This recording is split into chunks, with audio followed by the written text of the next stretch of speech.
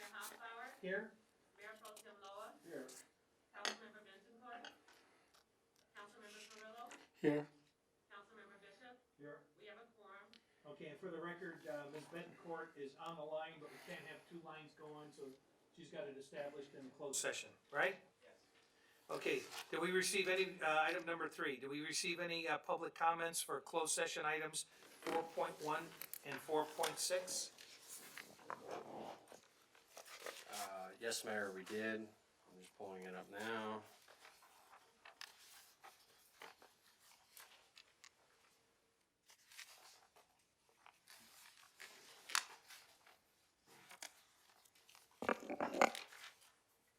Sure, do you have a copy of it? Because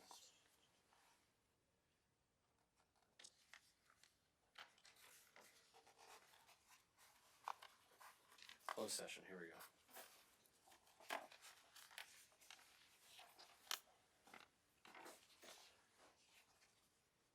Okay, Mayor, it is from Rick Carr. Which number are we talking about, sir? This is closed session. He put it under the general closed session. It's not pertinent to items on closed session, but that's what he put it under. Okay, so this is general public comments for the 5 o'clock meeting time, right? Okay, When will Palmdale be releasing instructions for reopening businesses safely? How many people are currently in AV hospital ICU with COVID-19?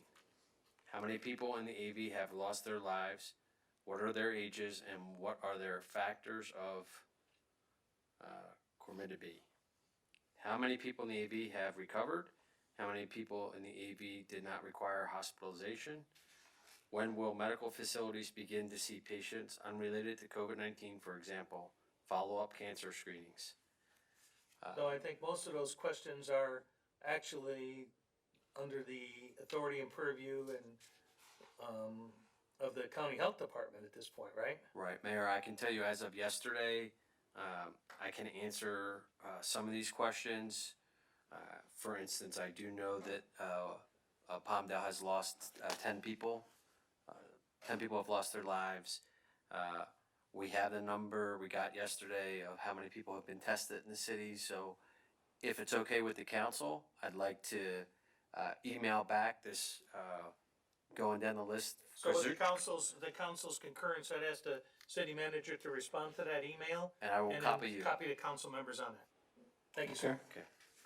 Any other questions for, yeah, Closed session, no, sir. no, sir, all right, so we'll go ahead and recess to closed session. Can the city attorney please, tell us, what's on the list here, sir? Yeah, thank you, Mayor. It'll just be the items that are listed on the agenda this evening. There are no additional items to be discussed. All righty, we're gonna go ahead and go to closed session and,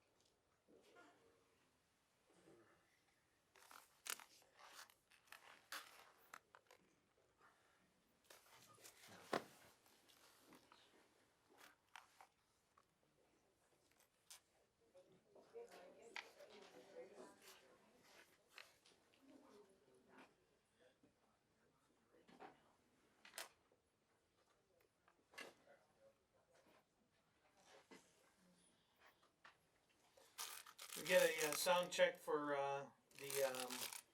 for Ms. Betancourt? Still working on it? Well, they're not on the call, so we're letting them know to call back in right now. Alright.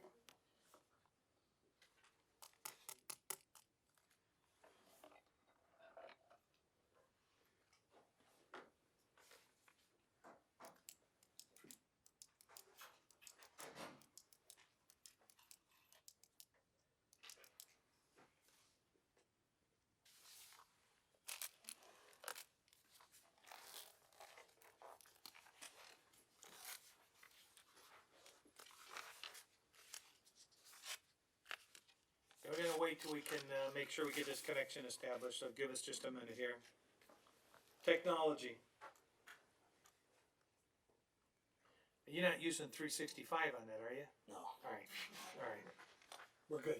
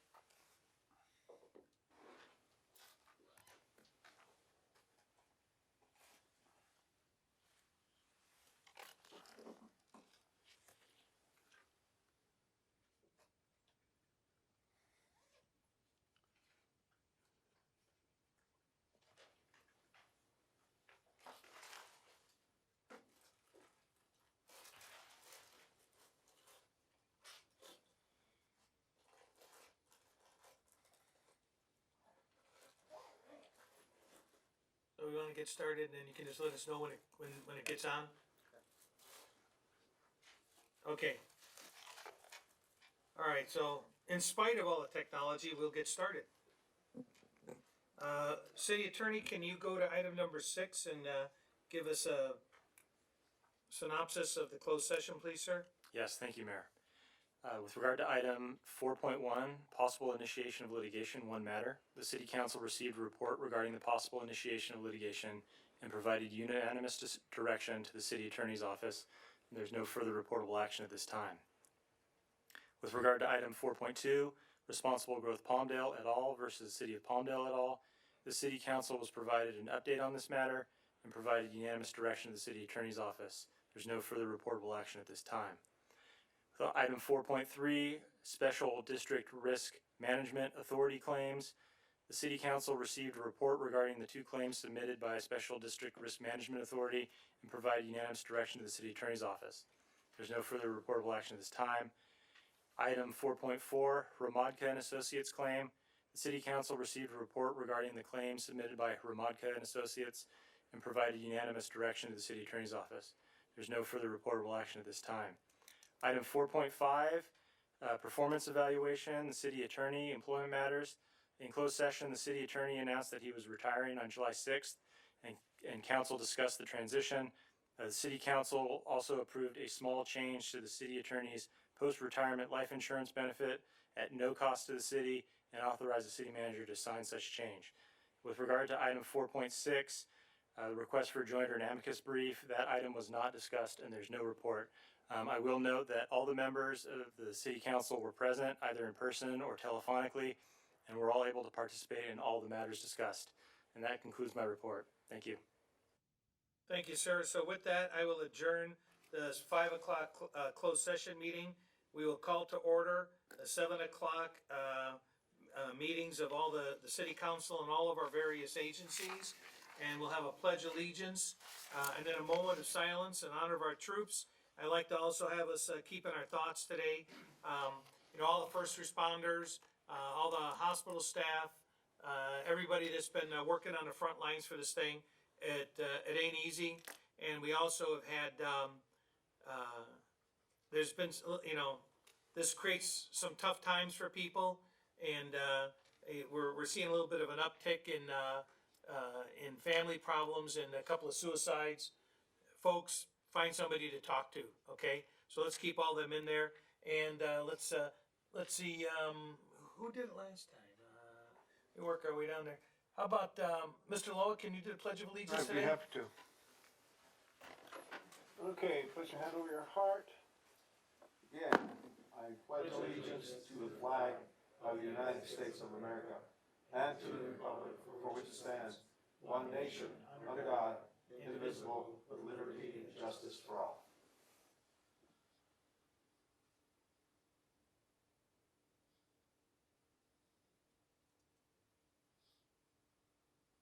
Very good. Thank you, sir. Thank you.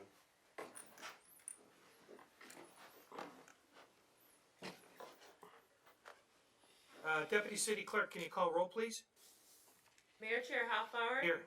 Mayor Pro Tem Vice Chair Loa. Here. Councilmember Director Member Bentoncourt. She's trying to call in there, we're having some technical difficulties. Councilmember Director Member Carrillo. Here. And Bishop. Here. We have a quorum. Okay. Says 11.1, we have a presentation of a cute critter. So, City Clerk, so instead of bringing our homeless dog of the month up here, let's keep in mind that we are well over 100% on adoptions from what we've been doing at the, here we are. So this is Lilo, huh? If I got a script to read on this, I'm not seeing anything. Who knows about Lilo? Did you give me something? Oh, here. I got a pile of stuff here at the last second. I apologize. So, just in case the mayor wants to know, Lilo is a 2-year-old female pit bull. She's super sweet and outgoing. She loves everyone she meets. She's friendly and playful with other dogs. So, folks, let's get this baby adopted here. Call the Animal Control Center here in Palmdale, 661-575-2888.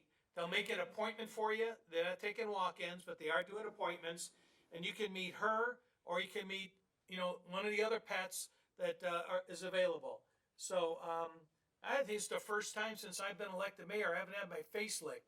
Not that I'm asking anybody, but I'm just, that's usually the deal here with these dogs. You make a good contact with them, and they just love you. They want to go home. So let's keep that in mind, folks. If you're looking for a dog, there you go. There's one there for you. Now we have, while I was killing time there, Mr. Murphy, you have a couple things you want to discuss here with our folks that are out on the front lines. That's true. Laura and Patricia, will you guys join me up here, please? Mayor and council, every month we're able to honor some of our employees who do amazing things. Today we're honoring 36 employees who do amazing things. But I'd like to read the nominations that were submitted for both our leaders of how we fed and changed how we treat our seniors and the most vulnerable in our community during this COVID crisis. So, Patricia is submitted by Ann Ambrose. Patricia and Trish and the entire SAVES team have been working the front lines of ensuring our most vulnerable families and seniors have food during the COVID-19 outbreak. When many businesses have closed, leaving many local families unemployed and seniors sequestering themselves to stay safe, Patricia and her team found ways to continue to provide food, from drive-through curbside food distribution to working with the Sheriff's Department and local churches to develop a delivery model. They've been supported by a team of amazing Corps volunteers, TSEs, and recreation program leaders. They serve joyfully and creatively and have leaned forward to meet this critical mission objective. They have served as a beacon of hope for our community members in desperate times, and I believe deserve this recognition. So that's for Patricia's nomination.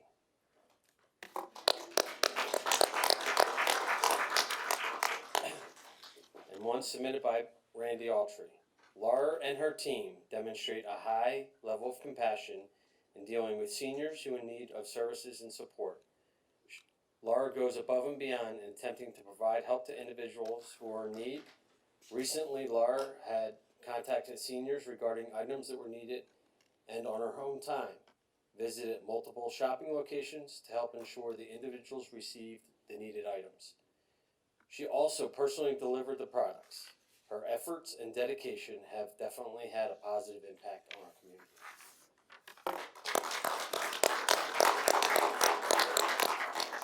So I want to properly put my facial covering on. I want to thank both of you for leading an amazing team who really provided services that we could have never imagined 7 weeks ago, right? 8 weeks ago. And couldn't just give the Warrior Award to one, so you two can figure out. We're going to have a picture with both of you wearing it tonight. But from the bottom of my heart, I really appreciate everything you guys do. All right. It's amazing watching how you have that operation at both facilities. I was over at Saves today and watched how you had that thing just rolling over there. Did you get some work out of the senator? Did you get good work out of the senator today? Oh, yeah. Yeah, good. Yeah, he was tired. All right. Large up in here. It's scarier with the mask. Sorry about that too much.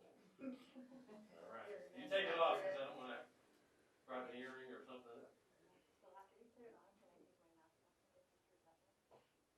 Okay. You can take it off.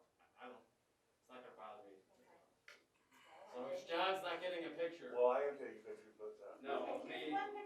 You got to put the Flying Mercury wings down there. Yeah, she wants a picture. Without the mask.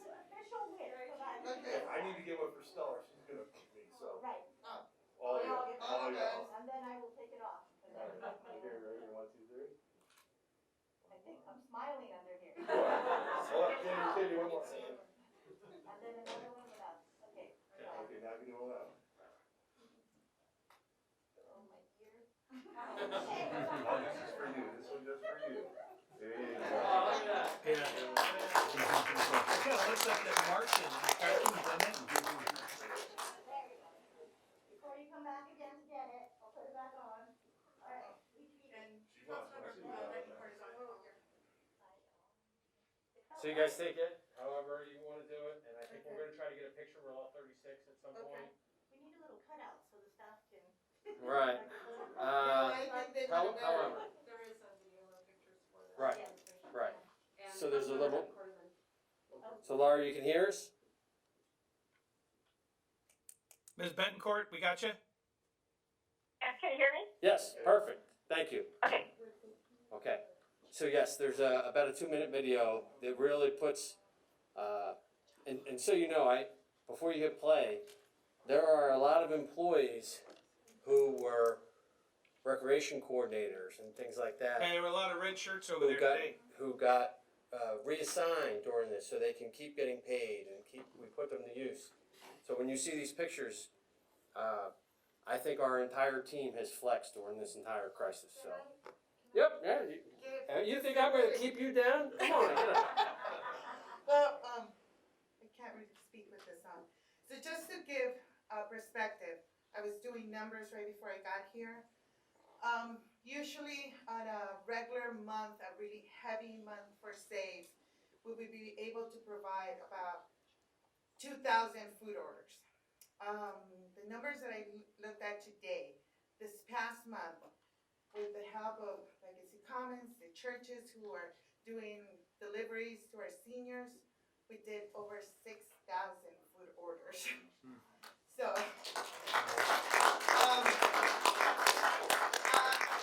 we wouldn't be able to have done this was it not for the help of so many people, and you'll be able to see their great smiley faces in a minute. And it's amazing to me how people just kind of came together and we were able to start this pretty much the first week after, the emergency got,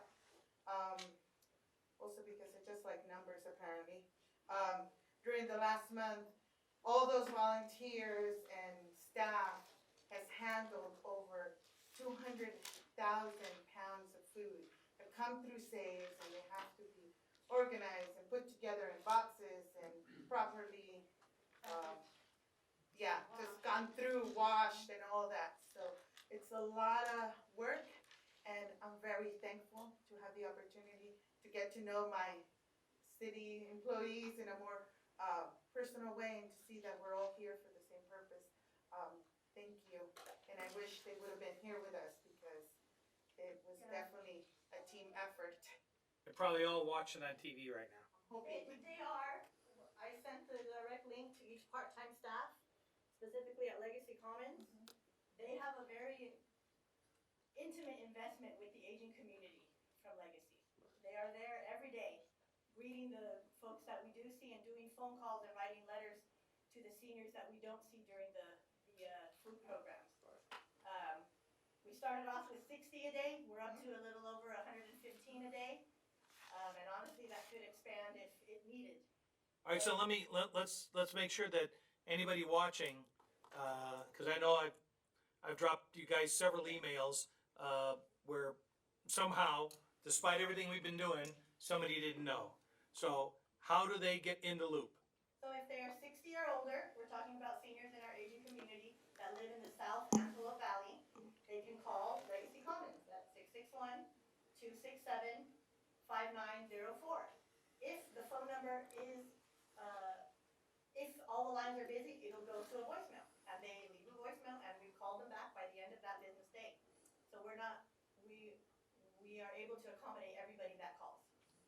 Okay, and over at Saves? And if you're a family or individual that needs food, we're at Saves Tuesday through Thursday between noon and 4.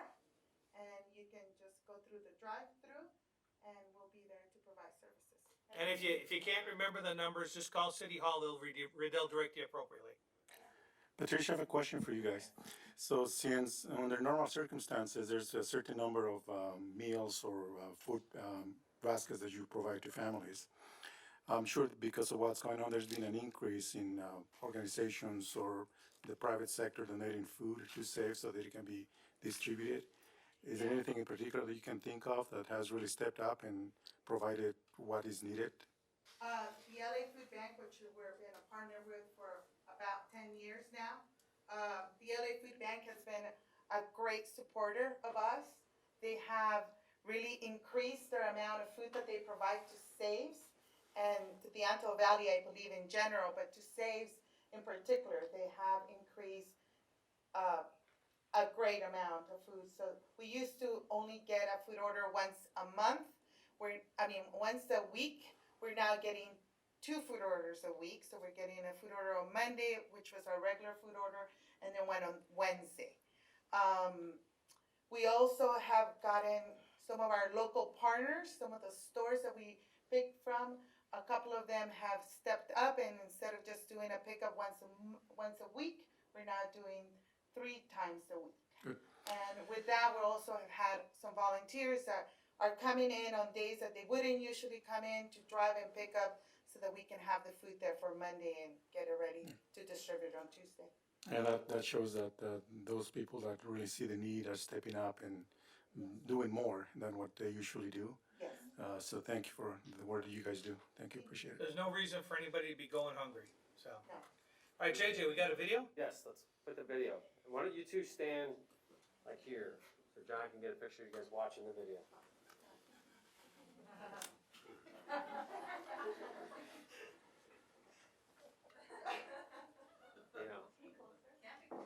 I don't know if one of you, One there, and take it about 3 steps forward.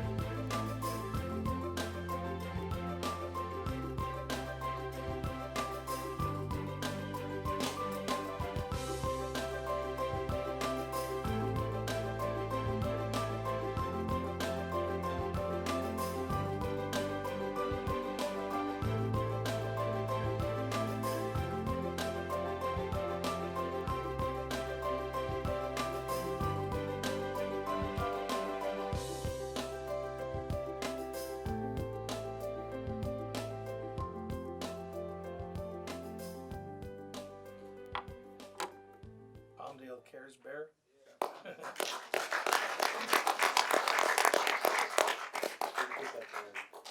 If one of you leave, just take it with you. Okay? Thank you.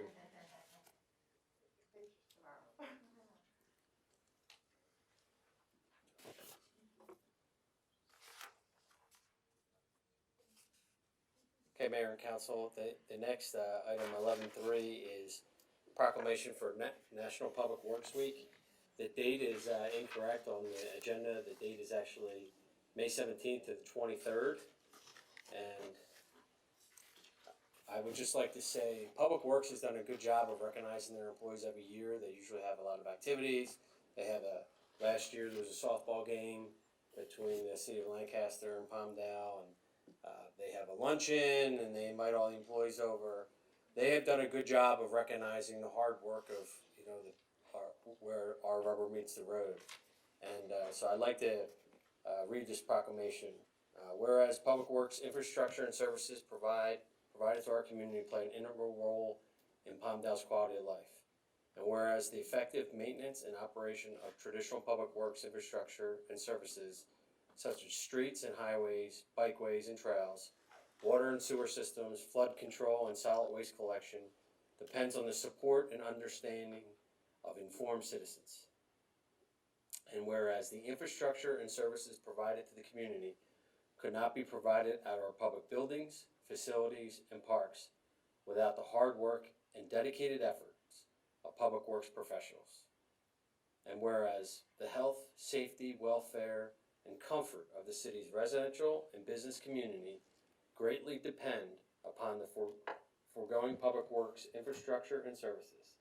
And whereas the quality and effectiveness of public works infrastructure and services, as well as its planning, design, construction, and maintenance, is vitally dependent upon the efforts and skills of qualified and dedicated public works personnel who staff our American Public Works Association accredited Public Works Department and serve the public good.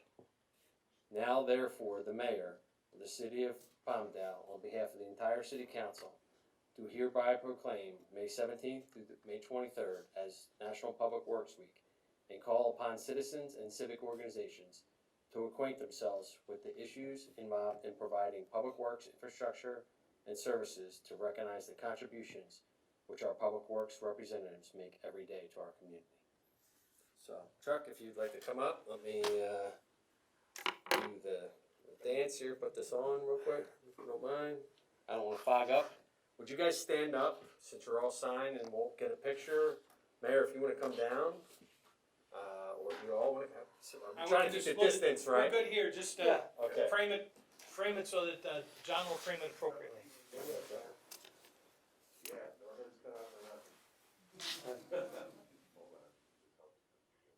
boy. Selfie. One more.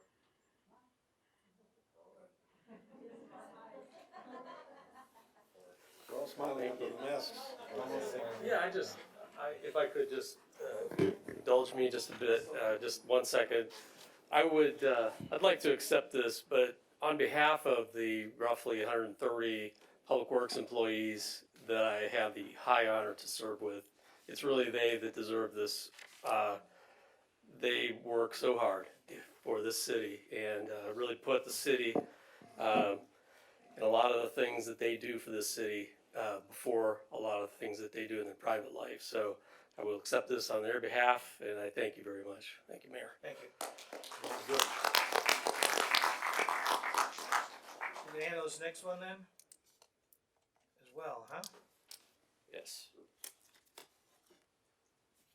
Mayor, this week is Public Service Recognition Week, and we have a proclamation here that has been signed by the council that says, whereas Public Service Recognition Week honors the men and women who serve our nation as federal, state, county, and local government employees, and whereas we recognize the tireless efforts of those who strive to make ours is a good government that stays true to the founding ideals. And whereas many public servants, including military personnel, police officers, firefighters, border patrol officers, embassy employees, healthcare professionals, and others, risk their lives each day in service to the people of the United States and around the world. Whereas public servants include teachers, doctors, scientists, train conductors, astronauts, nurses, safety inspectors, laborers, computer technicians, social workers, and countless other occupations. Day in and day out, they provide the diverse services demanded by the American people of their government with efficiency and integrity.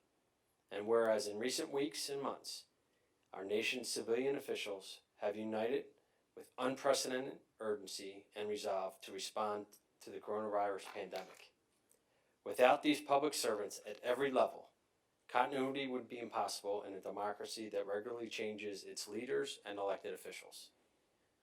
Now therefore, the mayor of the city of Palmdale, on behalf of the entire city council, do hereby deem it an honor and pleasure to proclaim May 3rd through May 9th, 2020 as Public Service Recognition Week in the city of Palmdale. We further urge all citizens to recognize the accomplishments and contributions of government employees at all levels. And I would be remiss if I didn't say that my understanding is this has never been done before in this city, so I appreciate the support of City Council. We have done exactly what this proclamation says in terms of flexed and been put in roles over these last, I think it's almost 7 weeks since we declared our local emergency.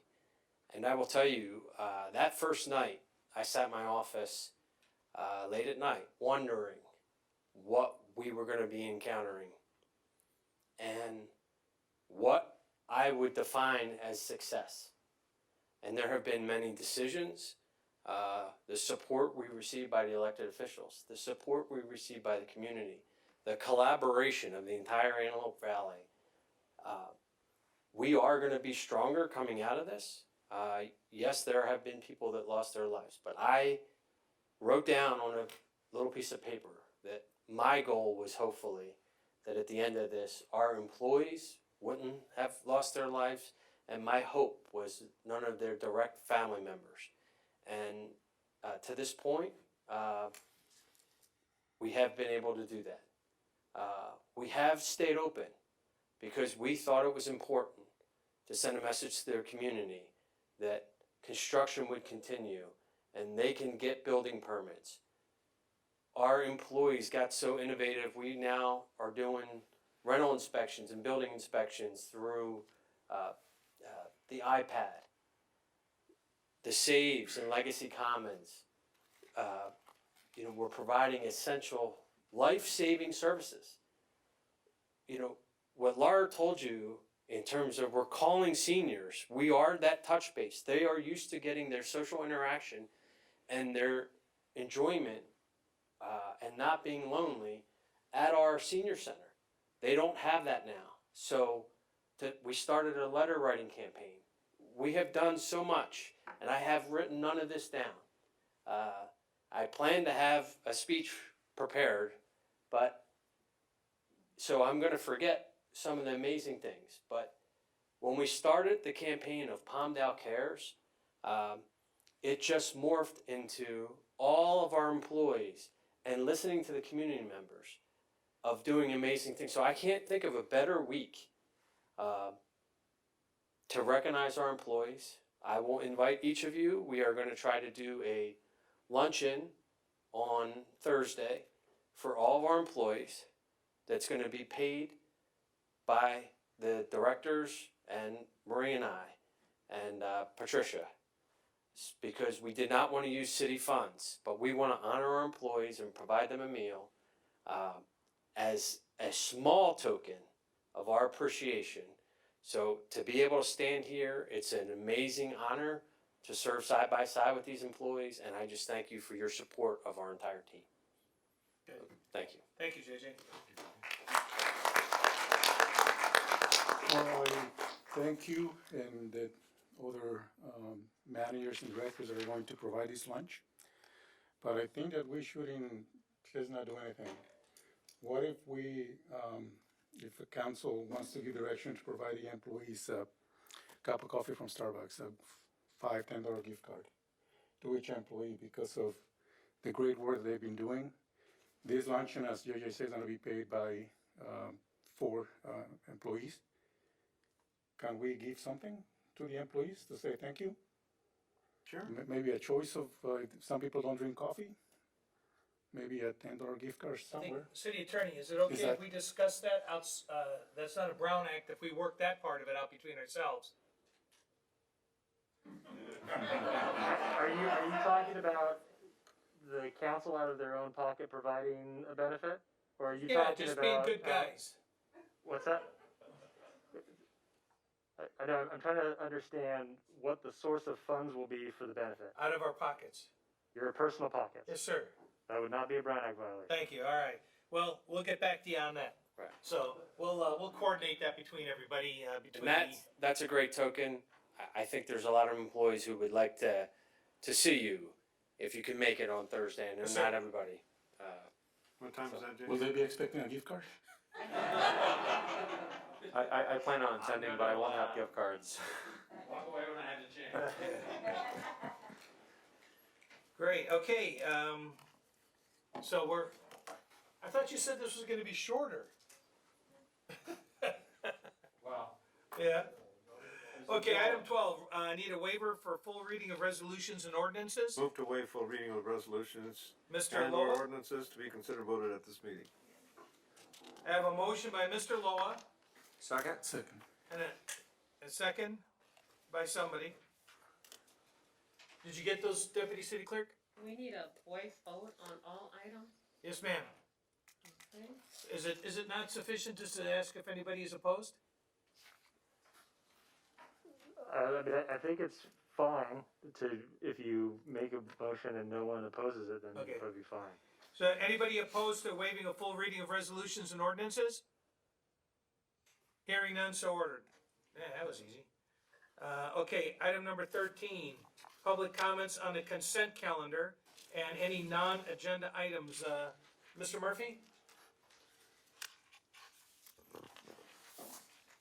Yes, Mayor, we have a few comments here on the consent.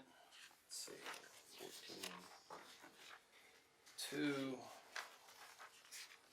The first one is I'd like to make a public comment.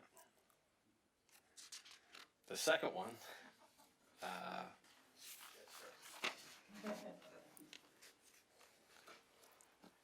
non-agenda item. Last week, my neighborhood was visited by teachers from nearby Yucca Elementary School in a caravan of cars. My granddaughter and I just missed the beginning.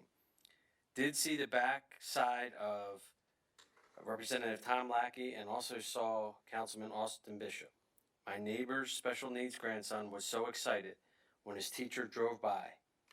Thank you for taking part in this very sizable size of recognition for my street. Visible, very visible side of recognition for my street. I need a sign on the back of my car. Right. That was a great parade. There was a lot of kids out there. That was great. Every one of them's been great, but Yucca there was a lot of kids out there. That's good to hear. So Mayor, I believe the next items are all gonna be on the appointments. So the next one, I guess I do read that now?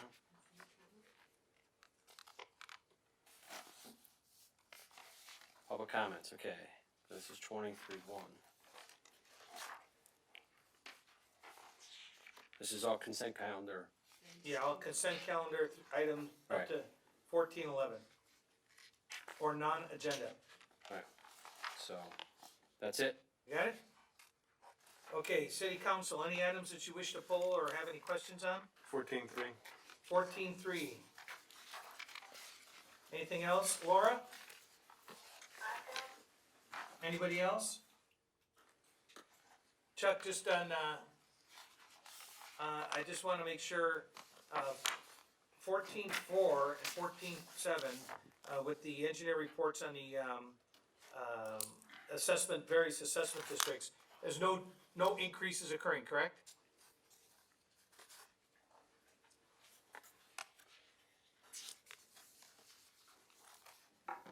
Mr. Mayor, members of the City Council, the engineer's reports indicate that, and the way that this annual assessment is in line with the Consumer Price Index, and that for the last year has been 3.07%.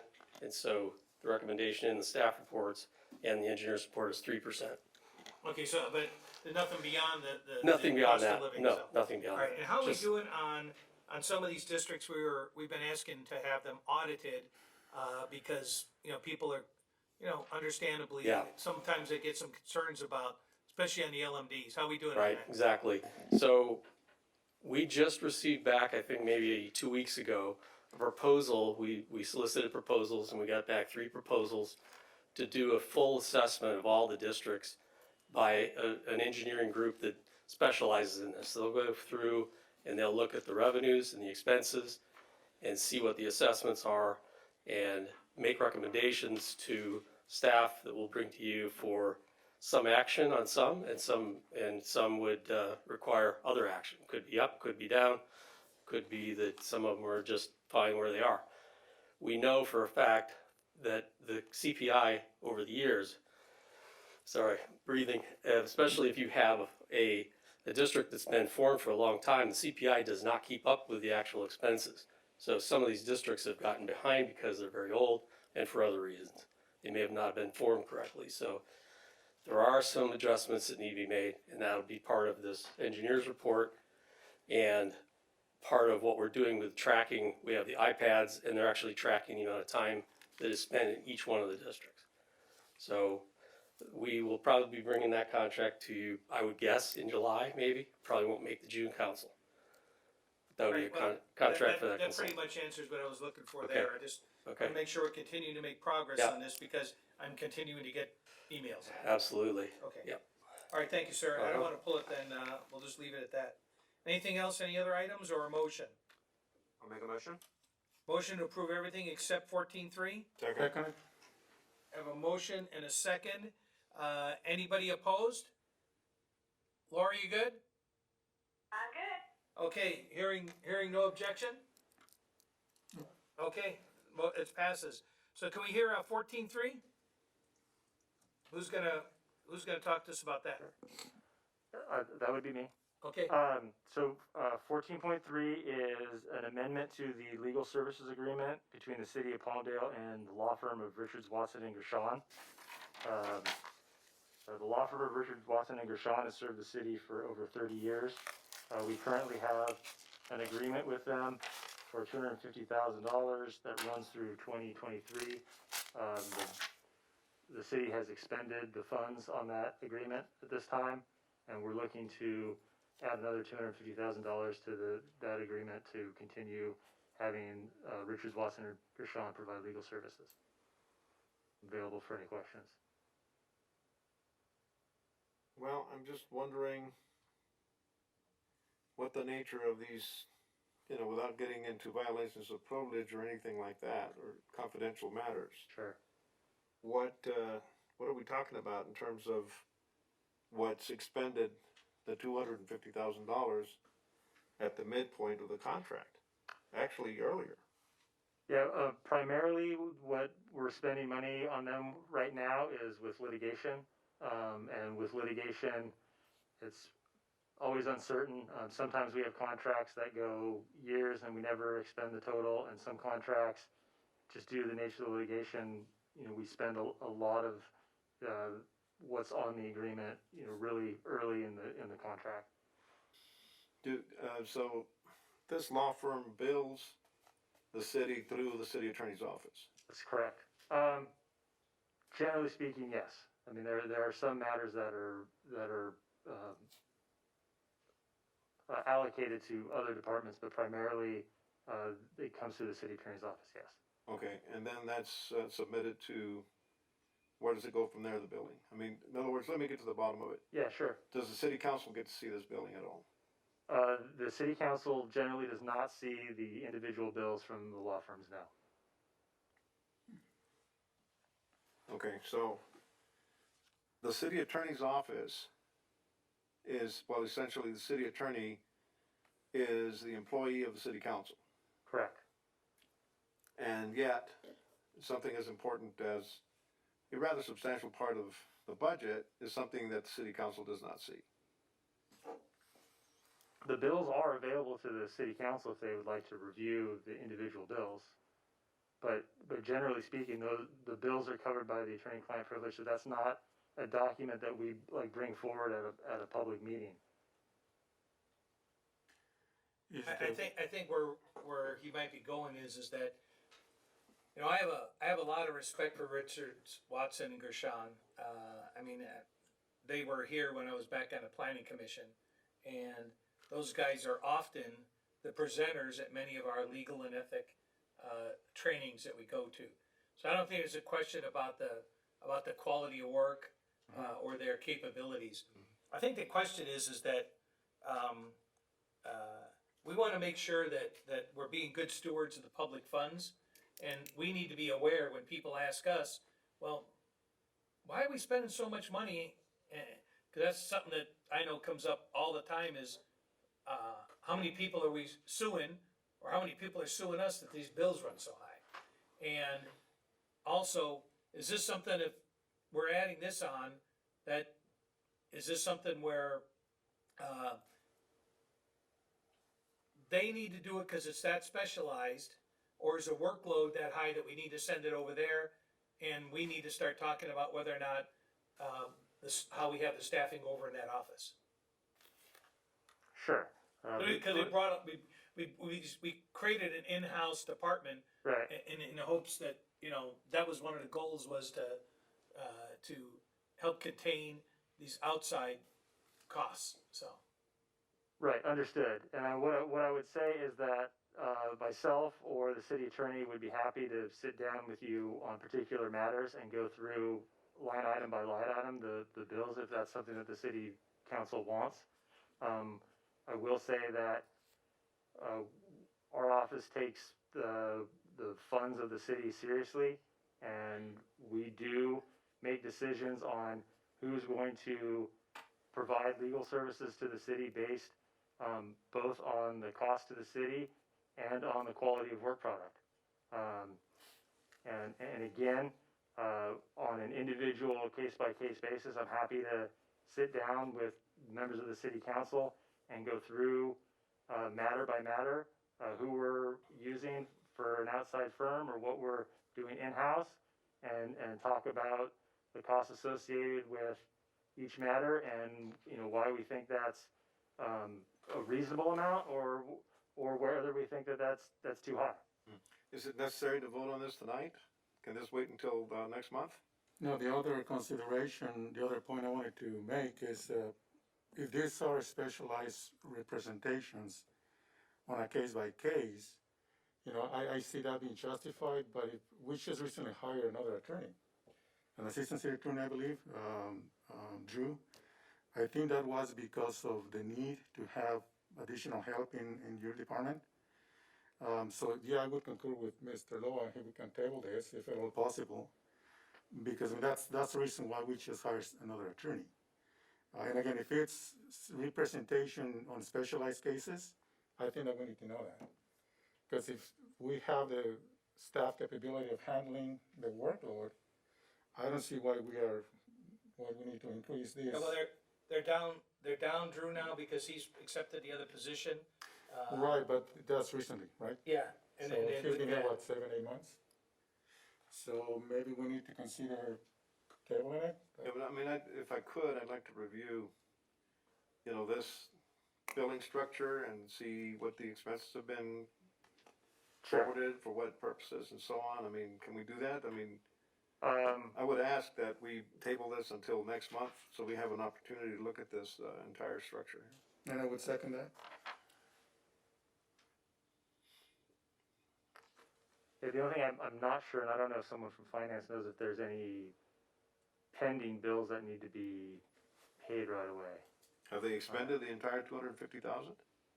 To be honest, I'm not sure exactly where they're at with that, and that's the question. That's the only reason I would have a problem continuing it. But you know, I'm sure Richards and Watson and Gershon can wait another month. I'd ask we do that. Okay, so that's I see a flag. Mayor, if we were able to get, instead of waiting a month, if we're gonna have any other items at the workshop that we do, if we get that documentation and the attorney's office meets with you before that, would you both be amenable to, at the next council meeting, instead of waiting Yeah, a month? So can we just, Yeah, that's fine. So maybe a 2-week delay. Alright, that's good. I think that, and any of us that are, have that desire, I mean, and I've tried to get some updates, and I just know you guys have been busy down there, and I know that, one of the things that we've kind of looked for is kind of a little bit, a report with some perspective on where each of these are at, you know. So sometimes, you know, when we get our reports and we have our closed sessions, we're kind of looking at a real narrow slice of the pie here. Right. So I think that might be helpful too, that we kind of know, all right, these are all the things we've got. This is all that this firm is working on, but this is the value of what that, you know, kind of a metric or something. You know, we analyze how much water Chuck's landscaping stuff uses here and how much we're spending on our buses, so. let's take a Sure, look at that. and again, I mean, I'd be happy to meet with anybody on the city council to go over any and all of our pending litigation, Okay. and other matters, to go through it, in as much detail as you'd like, and answer any questions that you may have with regard to that. Thank you for that opportunity. I'll make an appointment with you, but I'll call for the question on this Okay, motion to table. that's it? So my understanding is that there's a motion to continue it to the next available meeting? To the workshop. Next available meeting and if, And I I will say, seconded that. since we do have someone on the phone, I would request for action items that we do a voice vote. okay, all right. Thank you. All right, so I have a motion by Mr. Loa to continue this item until the next available meeting, second by Mr. Carrillo. Deputy City Clerk, you wanna call the vote, please? Mayor Hoffbauer, Aye. Mayor Pro Tem Loa, Yes. Councilmember Bentencourt. Councilmember Carrillo, Aye. Councilmember Bishop, Yes. motion carries. Thank you. Okay, unanimous, alrighty, so we'll move on to, item number 15. All agencies remain open, we're gonna call the Housing Authority meeting to order and take roll. Housing Authority, come on down.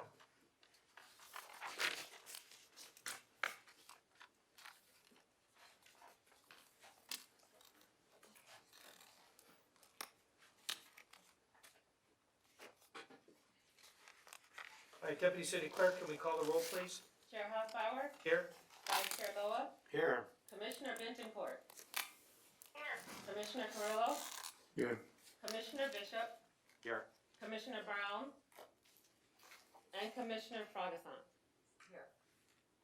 Okay, do I have a motion to excuse, Mr. Brown? So moved. Second? I have a motion, a second. Any opposition? So ordered. Item number 18, who's gonna give us this report?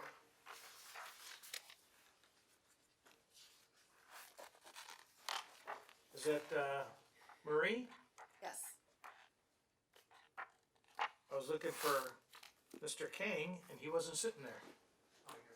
Yeah. Good evening, my name is Marie Ritchie and I'll be presenting the fiscal year 1920 budget mid-year overview. First, I'd like to give an economic overview of what's been happening. Our whole world has changed since the adoption of the original budget back in June of 2019. In March of 2020, the President of the United States declared a COVID-19 pandemic emergency. LA County Department of Public Health issued a safer at home orders, which resulted in the closure of non-essential businesses through May 15, 2020. Over the past 6 weeks, over 30 million unemployed claims were filed, which is hitting close to 25% unemployment rate for the United States, which they're comparing to the Great Depression. And just to give you a comparison, the amount of unemployment claims that we have today in 6 weeks, it took 10 months for that to happen in 2008. And lastly, cities in the state of California are reporting approximately $7 billion in lost revenue through the end of the fiscal year. So tonight we're focusing on the general fund budget because it's our discretionary fund. You'll see in the first column that the original adopted budget was $83.7 million in revenues and $88.6 million in expenditures, with a deficit of $4.8 million, which was being taken out of available reserves, leaving an ending reserve amount of $26.1 million, which still kept us above the 20% general fund reserve, but we were shooting for an aspirational 30%. The second column is the 2019-20 amended budget, which includes carryovers and deferred revenues that weren't received in the previous year. So those are things like contracts that were approved that carried over the fiscal year, or capital improvement projects. And you'll see that raised our deficit from 4.8 to 8.5, but we're still above the 20% minimum that we set for ourselves at $22.4 million in available reserves. Given the situation that's occurred with COVID, we've had to go back to the drawing board and look at our revenue and expenditure projections. Our staff was really great in looking at everything and making reductions where necessary. So revenues were decreased by reduced by $2.5 million, and our expenditures were reduced by $4.4 million. It still left a deficit of $6.5 million, but again, we have a 28% general fund reserve with $24.4 million. So here we have general fund revenues in detail for you. You'll see that property tax and sales tax provide the most revenue to the city. Property tax aren't anticipated to be affected by COVID-19, however, sales tax is taking the biggest hit for us.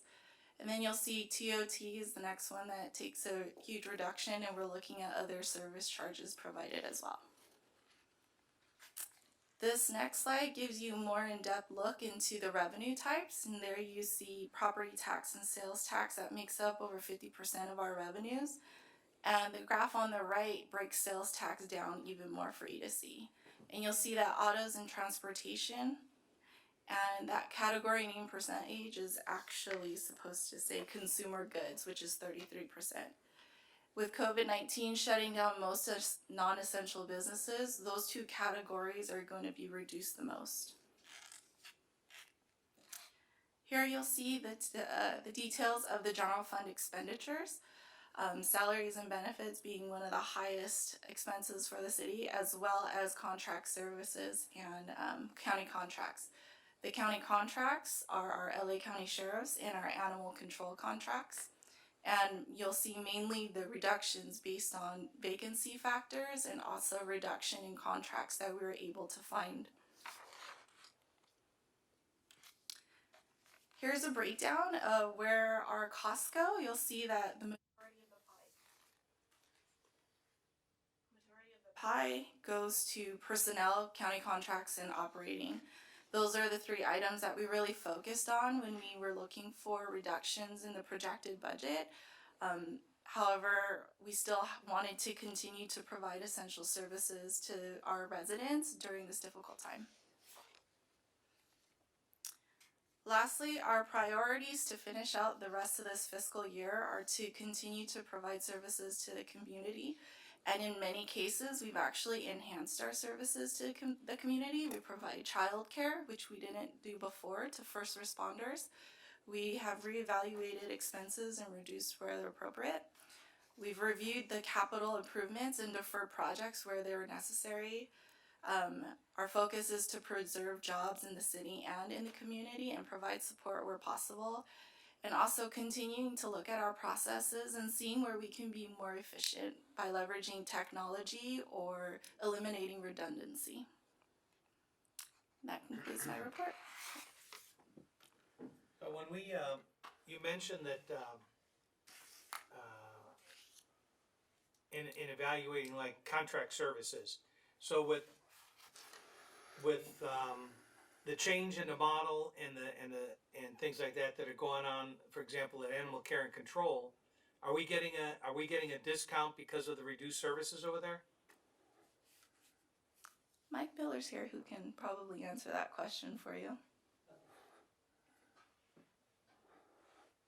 Kind of like what the insurance companies are doing, they're rebating rates, or they're cutting the rates because they know less people Well, are driving. if you anticipate getting 100 widgets and you're only delivering 70. I agree. Thank you, Mayor. Council, it's not a flat fee that comes from ACC, Animal Care and Control from the county. It actually is per capita, how many animals they bring in, how many days they stay there. Right now, the current contract, we pay 5 days. The county picks up 5 days. They're looking to push the cities toward covering all 10 days. We get a report every month. Carrie German audits that report. And right now, the past few months, the numbers have been down, and that's reflected in our bill. Also, we'll go out and do canvassing in the community for licensing, and that does generate revenue that's an offset to our bill. So the bill does fluctuate every month, and we do go through and audit it to make sure that if the animal was picked up on this side of N or this side of M, we look at those things as well. But it is not a set number every month, and it does fluctuate, Mayor, based on the number of animals that are housed over there. Have they resolved the issue of where Holiday Inn and Motel 6 can figure out how many beds are used, but they want to just charge us a flat fee of 10 days for any animal? Because I'm still flabbergasted that the director sat there and said, well, we just can't figure that out. Either there's somebody independent or there isn't, you know? Well, we're hoping tomorrow morning, there's actually a presentation by the county's consultant who's been working on this for almost a year. And they were supposed to have met with us last November to make their presentation, and we're gonna hear that presentation tomorrow. And we're gonna, it's basically a presentation about the efficiency of the ACC program. We're gonna listen to that along with all the other cities that contract with the county. And hopefully we're gonna hear some information that will be able to tell us which direction we're gonna need to go in the future.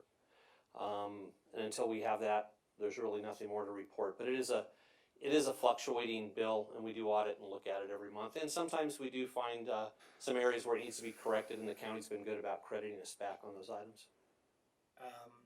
Relative to our sheriff's contract, they've credited us for the vacancies?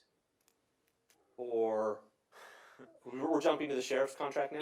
Yeah, okay. You're the same guy, so. Going from dog to dogs? Well, they're both expensive. Dog. They're both our most expensive contract items. So. I think that what we would need to do, what I would ask is that we keep an eye on what other contract cities are doing for fire. We're and talking police. about that every That's why I week. bring it up, that's why I bring it up, because Yeah. I do recall conversations with the county, the board of supervisors, to Well, see, that's where I was going with this, actually. okay, well, yeah. that's why I asked. Yeah. To keep an eye on what other contracts cities are doing in regards to fire and policing, because the board of supervisors, I believe they were going to discuss something in that regard. Yeah. So maybe you can answer that, then I have another question. You can see I'm smiling under this mask. Yeah, But, yeah, yes. well, that's come up, and then we got the doom and gloom report that just came out in a press conference about some of the cutbacks and that the sheriff is implementing versus what the board of supervisors is gonna fund and allow, and where does that end up? You know, how's that gonna end up here at the end of the day? I mean, we lost 2 community deputies, cause the county isn't paying for those anymore. There's gonna be a limitation on what the host service deputies are handling. And I get that the county is still under the misconception that they are giving us a bargain when if we didn't have city police cars, they couldn't handle the county either, okay? So contract law, we've had a couple of discussions with them a liability trust fund. But what I'm concerned about with, and the thing that I'm starting to get calls and messages from constituents is, they're looking at what the Board of Supervisors is saying, they're looking at what the sheriff is saying, and they're trying to figure out where are they in the scheme of things here. So, and even to complicate it even more, I just remember that if I'm not mistaken, there is a deputy that is assigned to the Antelope Valley Mall. Since the mall's been closed, I don't know if the deputy has been assigned to other duties. He's Or patrolling other the way west around, side. there could be more vandalism because the mall is closed. So do you know anything about that, what they did? Yes, and we do have the captain here, and if I misstep, captain, let me know, but Deputy Miles has been working the west side, from my understanding. The captain and I had a very good, lengthy conversation yesterday about how we're going to work together and cover areas of funded and then unfunded things that are occurring between the county and between the sheriff. And while they're figuring it out, we're gonna continue to do business. The captain has been working right in hand with us. He had the station provide a report that audited the COVID minutes that the deputies have been spending to patrol the businesses and to take care of different things. So it's just not city staff doing those things. Our deputies have been out doing goodwill calls, delivering food to the seniors, and also checking on the businesses. We received an audit report of that, which carved out those minutes that we paid towards COVID. So we're communicating, we're covering the bases. We did lose 2 community deputies to patrol, but we still do have the PAC team, and we're aggressively working together to move on. Captain, I didn't know if there's anything you wanted to add to that? I know a lot of this just got dumped in your lap yesterday as well, sir. I'd like to get a briefing sooner as opposed to later, because we got a report. I mean, it was a lousy timing that we got you come up here, and we had tulips and roses coming up a couple of weeks ago, and now we got fertilizer. So if we could, if you could kind of work something up to either individually brief us or bring something back at the meeting, so we just can kind of get an idea, because I'm looking at services that I know that are desperately important up here, including the host team, but our search and rescue. And I know a lot of that's volunteers, but they're supervised by full-time deputies. We have the helicopter operations, things like that. I got people going, okay, where do we end up with that? There were several things I kind of went over the list, and Ron, I appreciate the response on that, but I also appreciate that you don't have it all figured out because you just got it dumped in your lap. So, but I think it's important to us because the community's asking us these questions. So, Okay. Anything else? Not on the sheriff's, thank you. Yeah. Thanks, Mike. Okay. So I had another comment on the presentation. One of the things that I saw on the last slide is that we are focusing or paying attention to keeping city jobs, not only in the city, but also in the community. I think that we need to make an effort, and I would ask staff with the council's direction to really pay close attention to that effort to keep city jobs and community jobs, because that's really what's important in this time. I don't need to tell you how much the small business owners as well as large business owners are suffering. But if we can do our very best to keep city jobs and community jobs, I think that that's something that we would be very successful in if we're able to survive this pandemic. Yeah, we had JJ spearheaded that meeting with a lot of business owners, and there's a lot about they're struggling. There's a lot of numbers out there that can be scary, and I think that the important part is that we're continuing. Where'd he go? He's over there.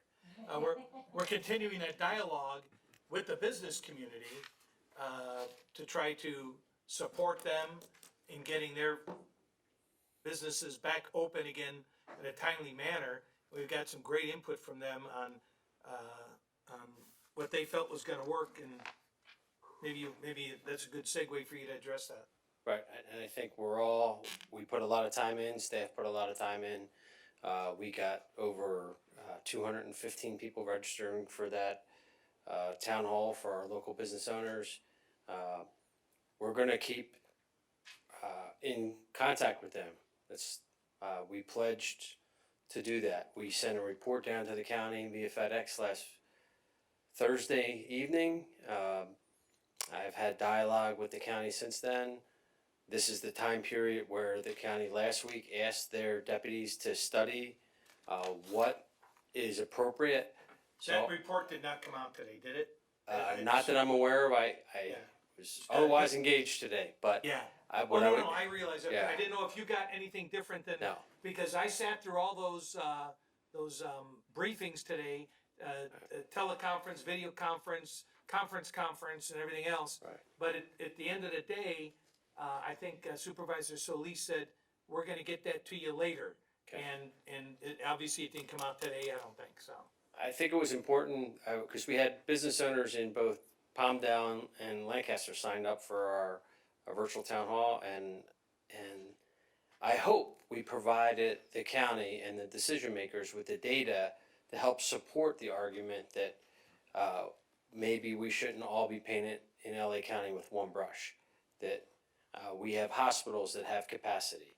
We have aggressive testing. We've tested over 5,000 people just at our AV Mall site.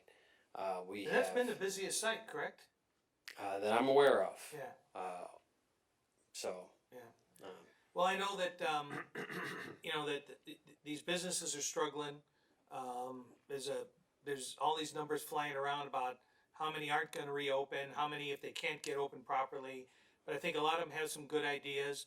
And I think that the governor made a huge point when he addressed this topic by saying that we need to structure this by region and by sector, because he finally admitted it's not all the same.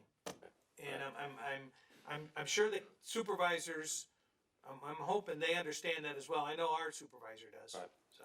And I think I provided copies of a letter that the contract city manager sent on behalf of all the contract cities on the sheriff's contract. That's probably not going to be addressed in terms of budget changes, but we haven't stopped. Our staff is trying to work not just in Palmdale, regionally, on how we can get more creative going into some of the budget decisions going in the next year. So we'll continue to pledge to look at things we haven't looked at before and find ways where we can save money, find ways where we can share services, and really get through this with an opportunity to maybe operate more efficiently going forward. You know, given that we're in the midst of an unprecedented pandemic, which is worldwide, and all of our, most of our retail businesses are shut down. Most of the restaurants are shut down, except for takeouts. And see that long line of cars in some of these hamburger places and other fast food places. But a lot of our restaurants are closed. Isn't the projection, for example, for sales tax a bit optimistic in this report? I mean, I'm concerned that with all of this, the hit's going to be a lot bigger than what's being reported here. How did we arrive at these figures?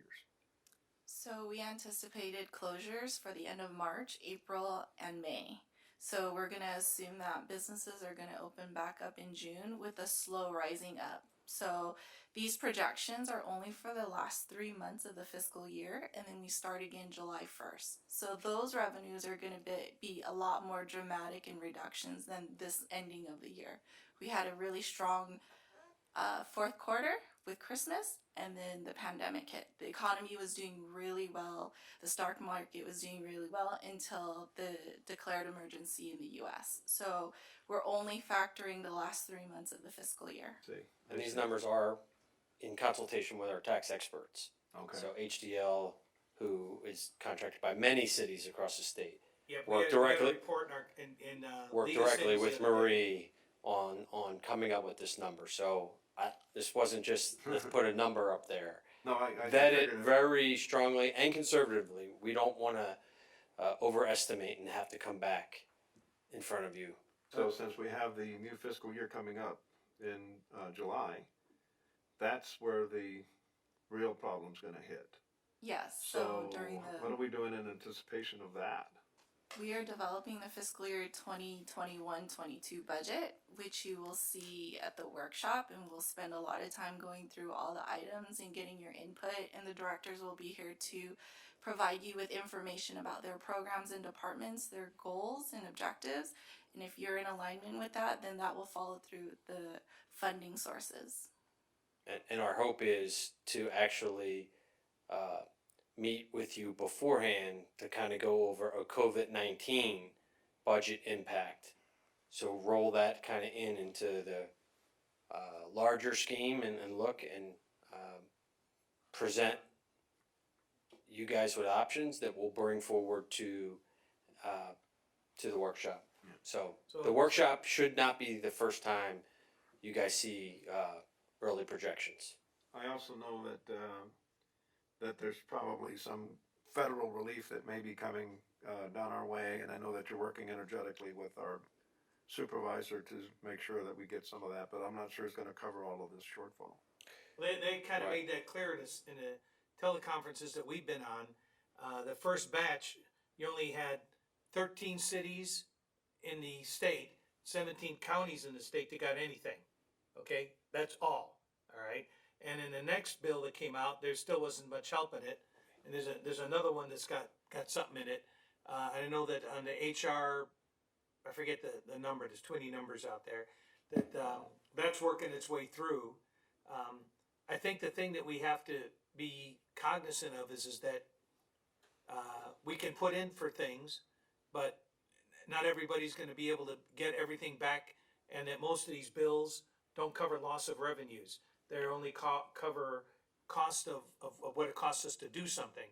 But just because we didn't get sales tax or something like that, you know, the attitude is too bad. Right. I would tell you this is my sixth FEMA declared disaster as the city manager, and I. Oh man, maybe there's a pattern. Right. Yeah, Murphy's Law. Right.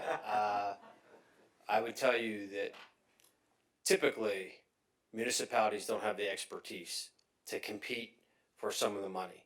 So we have just recently hired a FEMA expert to come in as a consultant so that what we are applying for reimbursement has a higher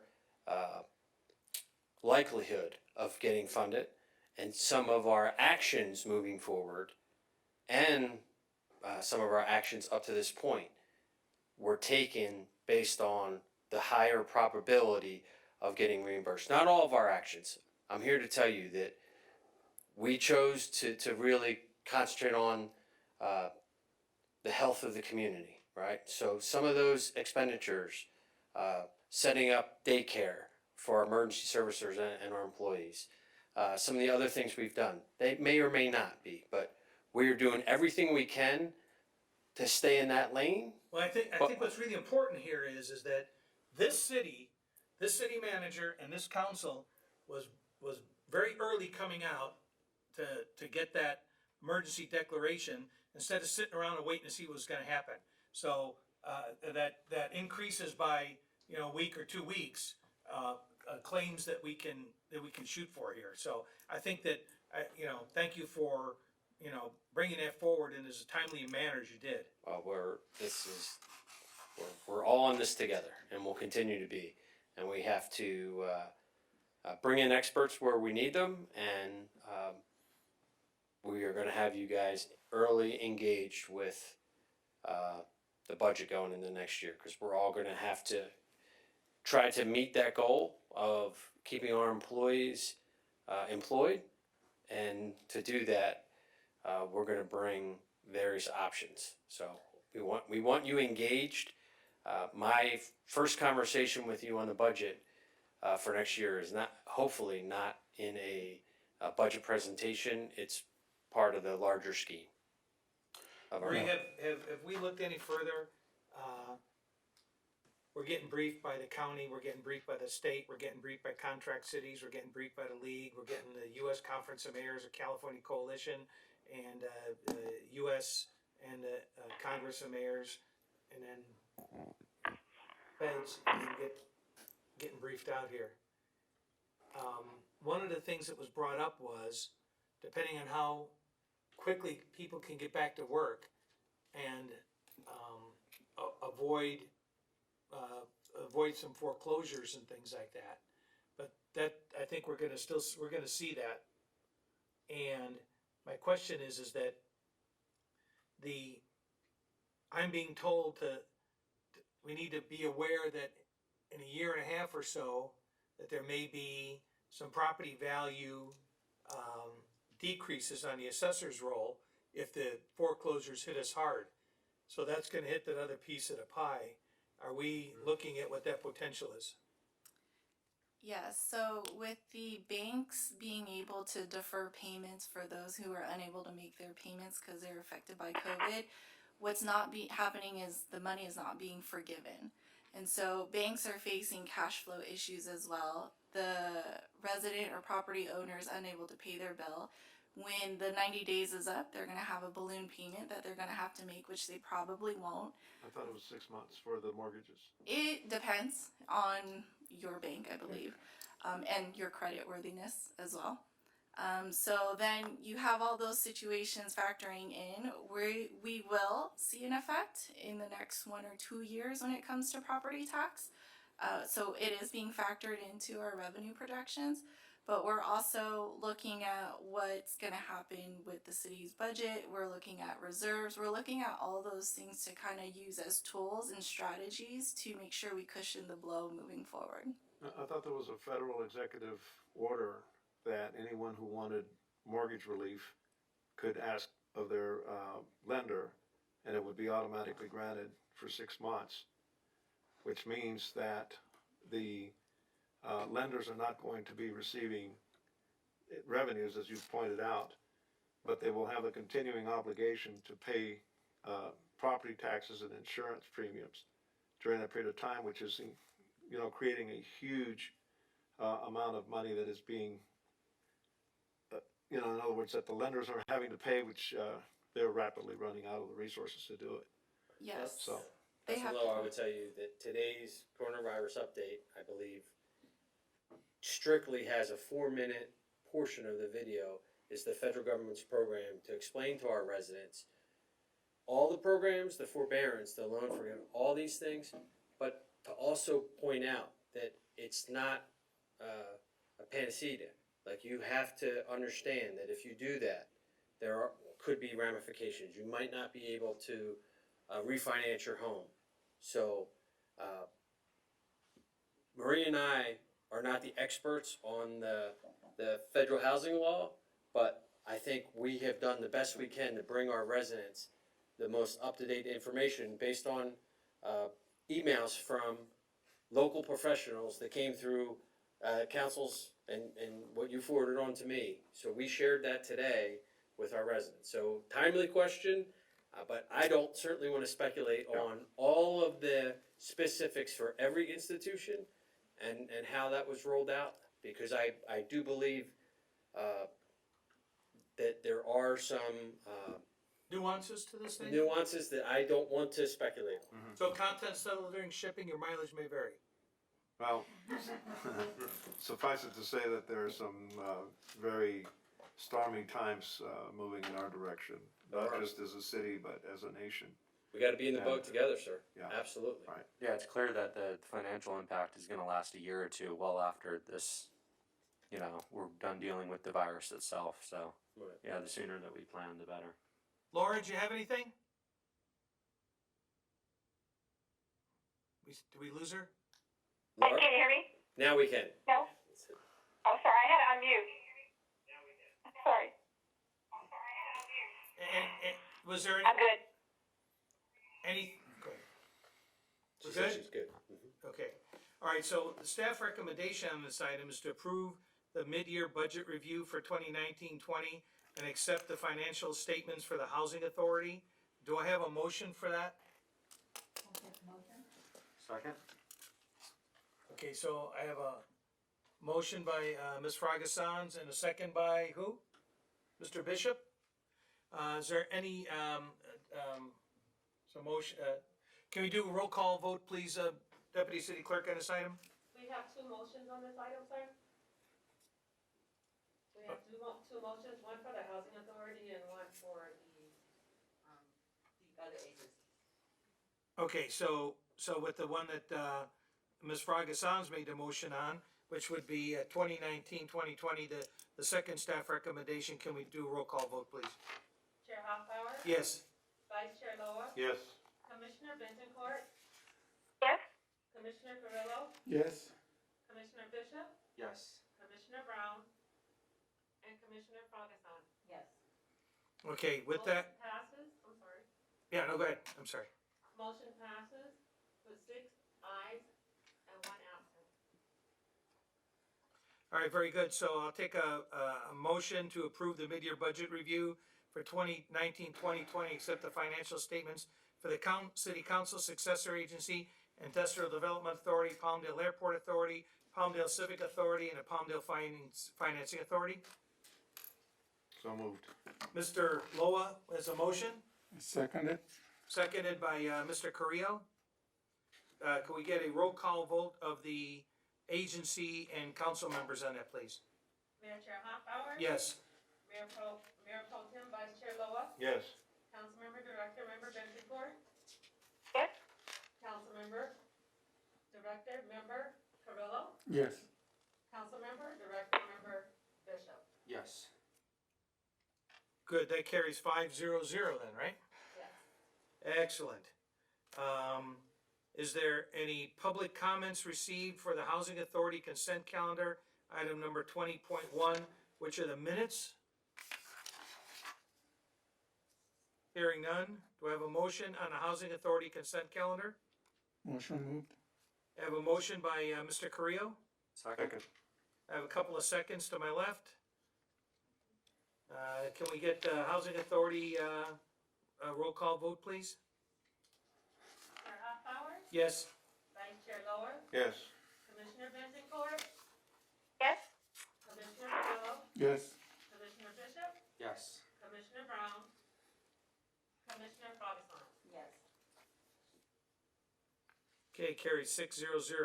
So we'll adjourn the Housing Authority meeting and reset the dais.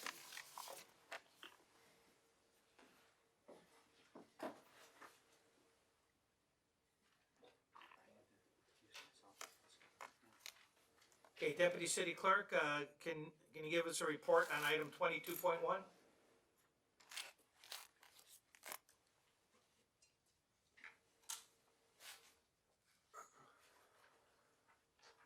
So on item 22.1, it is to, shall the city council approve Councilmember Bishop's nominee, Christina Frogasson, for appointment to District 1, Mayor Pro Tem Loa's nominee, Dean Henderson, for reappointment to District 2, and Councilmember Carrillo's nominee, V. Jesse Smith, for reappointment to District 4, for terms to expire on June 30, 2022. Before we vote on this, I just want to ask if I could break it out to vote for District 1 and 2 without, and recusing myself for Jesse Smith for District 3 as I've done business with him. So in abundance of caution, I'd like to vote on that. First 2 for District 1 and 2, and then step aside for District 4. That's okay. Is that okay, City Attorney? It's okay with me. Sure, you can do it that way. Okay. Okay, so we'll call, is there, so that's the nomination, and I'll make that motion to go with those staff recommendations for Christina Frogasson, and with the council members' recommendations for Christina Frogasson for District 1 and for Mr. Henderson for District 2.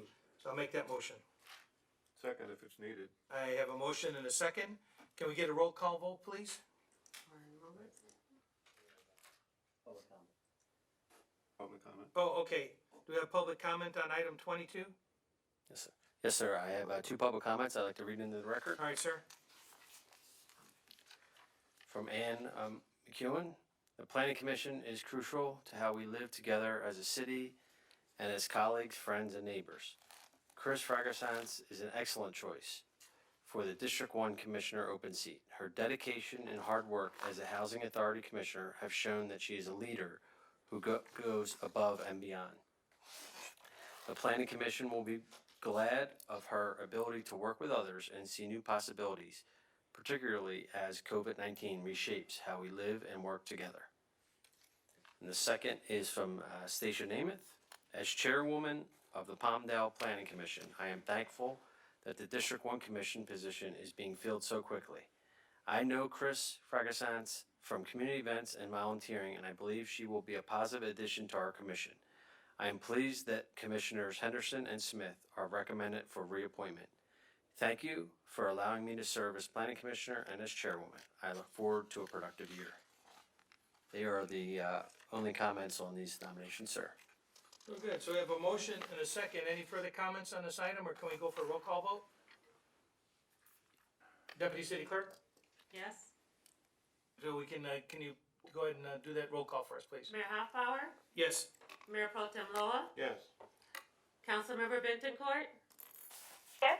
Councilmember Carrillo, Yes. Councilmember Bishop. Yes. Okay, so, on, appointment number 3 for Council District 4, this is for, Mr. Smith. We have a motion for that? Motion to approve. Okay, I have a motion and second? I'll second it. I'll make the second. Okay, so we got a couple of seconds. City Clerk will pick one. So get a roll call vote, please. I'm gonna pick the second.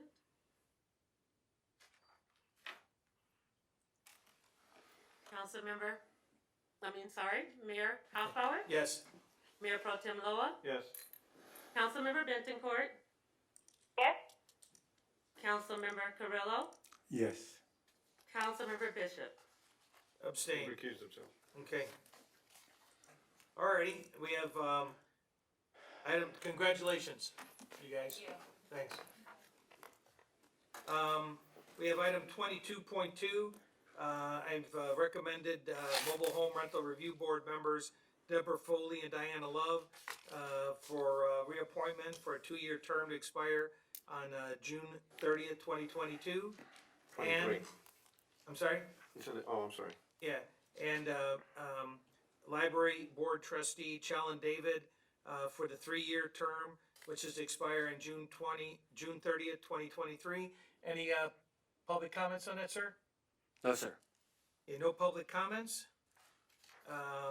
So that's my motion. Do I have a second or Second. other thoughts?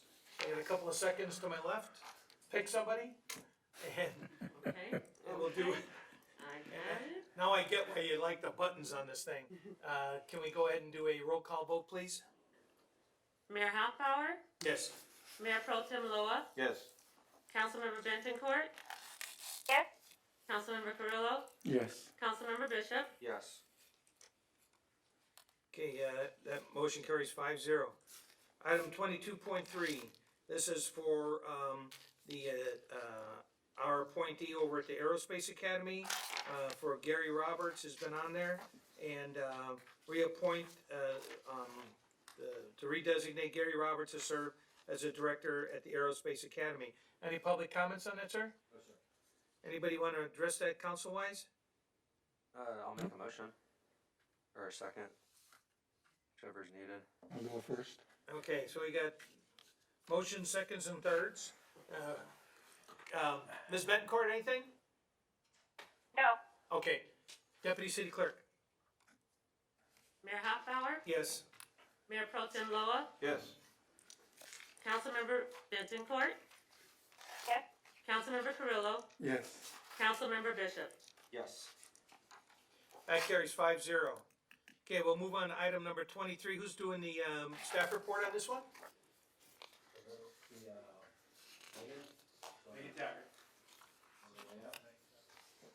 Ms. Taggart.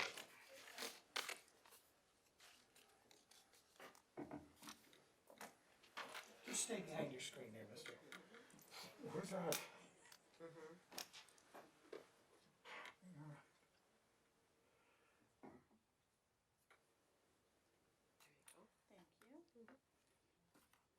Good evening, everyone.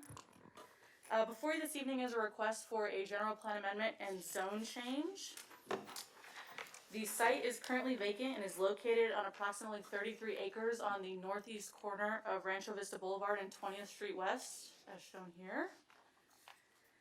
The proposed project involves development of a 320 unit apartment complex, a 60 unit triplex development, and 48 detached single family residences as a planned development on a currently vacant site.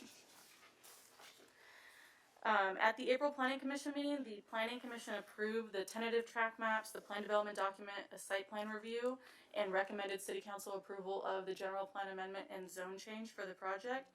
Shown here is the layout of the site, which shows the apartment units, which will be located on the southern portion of the site, the triplex units, which are located in the northeastern portion of the site, and the single family units, which are located in the northwestern portion of the site. The developer worked with staff to propose a project containing a variety of housing types. The approved site plan was designed to complement the existing development and takes the interface between the project site and the existing residences to the north and east into consideration. Increased setbacks were provided from the apartments to the existing residences to the east, and the style and massing of the triplexes and single-family residences are similar to the residences surrounding the site.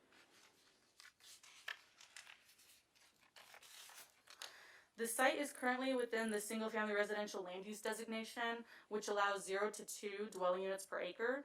Under the current density, the site could accommodate a maximum of 66 dwelling units. In order to accommodate the mix of proposed uses, the applicant's requesting a general plan amendment to revise the designation of the site to multifamily residential, which would allow 10.1 to 16 dwelling units per acre. The proposed development consists of a total of 428 residences, which would be a density of approximately 13 dwelling units per acre. Just for a point of reference, the properties around the site are in majority zoned R1 7000. So if this site were to be zoned R1 7000, similar to the surrounding developments, the maximum allowable number of units on this site would be 198 dwelling units, which is a density of approximately 6 units per acre. What is that again? 6 per acre. Okay. The site is currently within the single-family residential zone, which requires a minimum lot size of 20,000 square feet. In order to ensure consistency between the proposed land use designation and the zone, the applicant is also requesting the zone change to change the site to multiple residential, or excuse me, to R3. So with this, you have a couple of options for this project. The first would be to adopt the draft resolution and the ordinance number of 1543 approving the project. The second would be to continue the item, and the third would be to deny. Staff is recommending option 1, and I'd be happy to answer any questions. Very good. So we have to have the staff read the title of the resolution, number CC 2020-052. Could you handle that for us, please?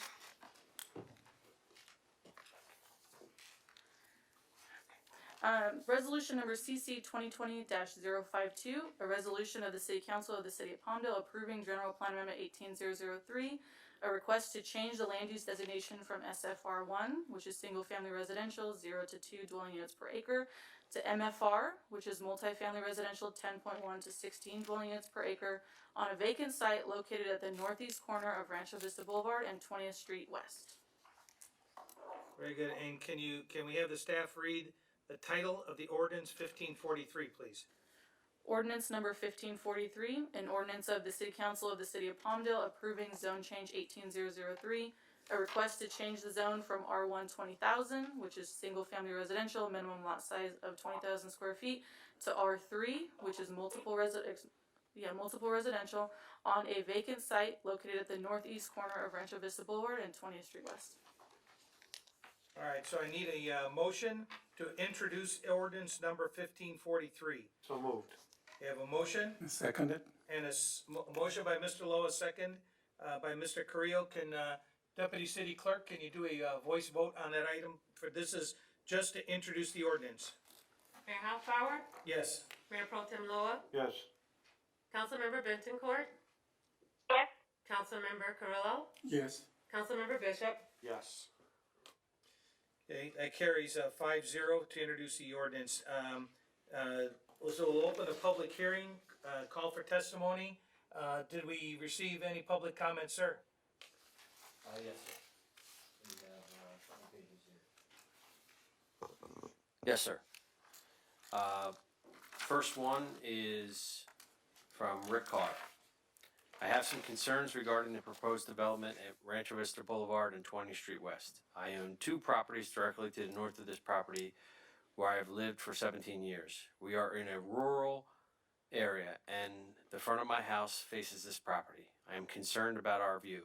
I'm concerned about the size of the buffer between the proposed development and my property, as well as the appearance of the buffer and how far the apartments would be from my house. 20th Street West is rural, and I am concerned about the traffic flow on 20th Street West. Will anything be included to alleviate any traffic issues? I know something will be built there. I am concerned about the impact this development will have on the rural areas to the north. For example, property values. Are there any examples of similar projects and how it has impacted rural property values adjacent to the development? Please let me know if I need to consider moving. I would like to add that I feel this time is very inappropriate to review this proposal, as mine and many other businesses are worried about how to survive, and I feel most people will not take the time to respond as they have bigger worries at this time. The next comment from a guest.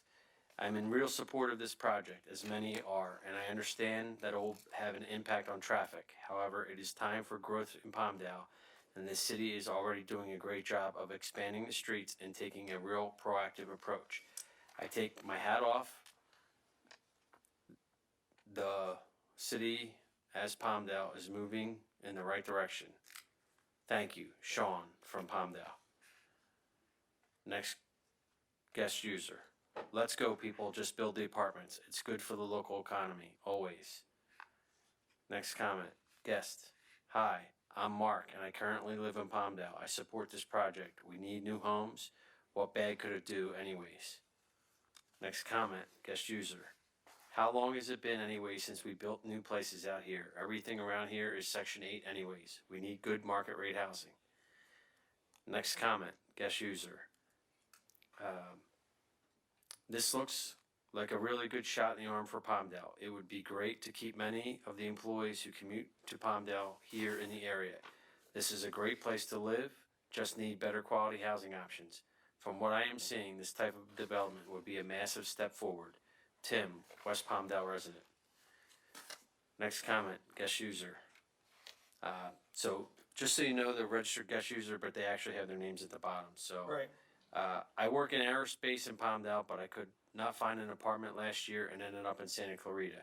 I would love to live closer to work in a new apartment or townhouse. Needless to say, I would be in the leasing office as soon as it opens. Thank you, Dave Taylor. Next comment, guest user. I support this project. New condominiums and stuff would be nice. Next comment, guest user. I am supportive of the plan. Palmdale needs more housing. That is nice, so I am supportive of this project. Next comment, guest user. So far, I've seen one guy complain that these apartments are going to make Palmdale not rural, and a bunch of people begging for the economic stimulus it would bring. This seems like an easy one I'm going to support. We need new stuff like this anyways. Next comment, guest user. When Adam said all this hubbub about maintaining our ruralness, it is ridiculous. It'll take 30 years to turn this valley into anything more than rural. We might as well at least make the city look pretty and invite more people in. Next comment. Adam here. Been living in Palmdale for 13 years. For the love of God, just put these apartments and condominiums in. We need some change, and as rural as the area as this, it'll only be achieved through positive economic impact. Building these apartments will create jobs, new living spaces, and beautify the valley with modernity. Next comment, guest user. New residents would draw new residents. New residences would draw new residents and stimulate the local economy. This would also diversify the economic background of the city, not to mention the property tax, which would positively impact the school system. Next comment, guest user. I totally support this ordinance for well-needed luxury condominiums and apartments in the Antelope Valley, Palmdale, and Lancaster. Our valley is in great need of this type of improvements and developments.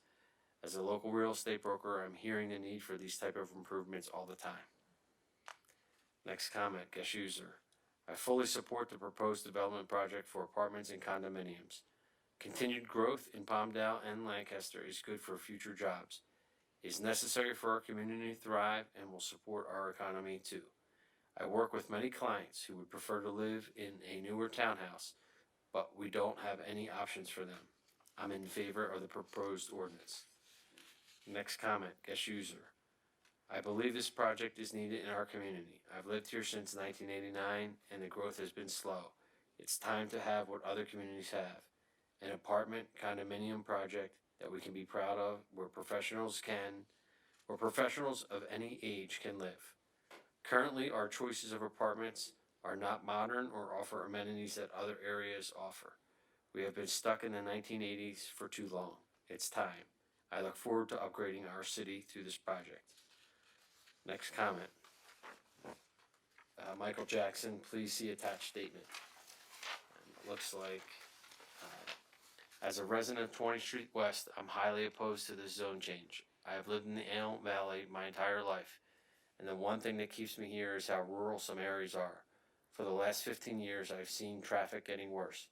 Sometimes I can't get out of my driveway, and it's impossible to get the mail by crossing the street. Why do you have to change zones to accommodate? Just build apartments, triplexes, and their homes where it is zoned for it. Save this rural area. Mayor, that's the last of the comments that I have. Thank you, Megan, sir. back to you. Thanks. I just want to say that I was skeptical of the new public comment system, and we've had more residents engaged with this new system than I think we've ever had before, and where people have been able to concisely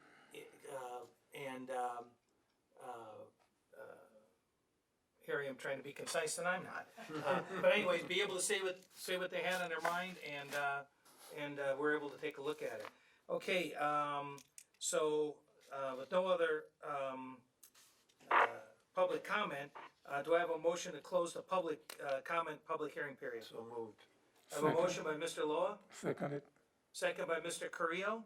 Voice vote, please, Ms. Deputy City. Mayor Hoffbauer? Yes. Mayor Pro Tem Loa? Yes. Councilmember Bentencourt? Yes.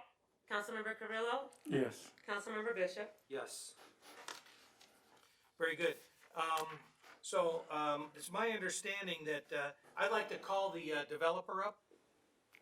Developers rep. Yes, sir. I think we random tape. We're good. Can you please give us a little bit of an explanation? I know we're looking at our scope of what we're going to be doing tonight. Is not like a site plan review and stuff like that. But do you have something, maybe you can enlighten us on what we'll be looking at? It might answer a couple of the questions we've been asked, and I think provide some background for the rest of us. And so can you state your name for the record? Certainly. Greg Arnold, I'm the developer for the project out of Las Vegas, Nevada. Yes, sir. Okay, so I have a Oh, video. and for the record, Yeah, please. we've met Mr. Loa. I think Mr. Bishop may have been up there at one point too. Yeah, I think so. And we've toured some of the product up there because, you know, you can see pictures and you can see artist renderings, so we wanted to see what was really happening. Yeah, up it helped there. to get an overview physically on Yes, the sir. ground and take a look at some different things. So go ahead, could you kind of give us a rundown of what you're planning over there, Sure. sir? What we're planning to do is I have a short video. It's a video that we use. Actually, it's not really a commercial, but it's an engagement video for future tenants. So we can just take a look at this. This particular one was just recently finished in Las Vegas. The reason I show this is because it's very, very similar to what we would be bringing here in architecture, in feel, in the overall campus that we'll be putting in place there as far as the multifamily goes. I know that multifamily is a big concern in Palmdale, has been for years, and we want to make sure that we're doing this, you know. Well, that's why I think that some of us went and took a drive to understand what we're really talking about here. I know it's been a hot button, so let's take a look at this, and if you occasionally hit the space bar, at any time if you guys have a question, we can interrupt the music, just take a look at it.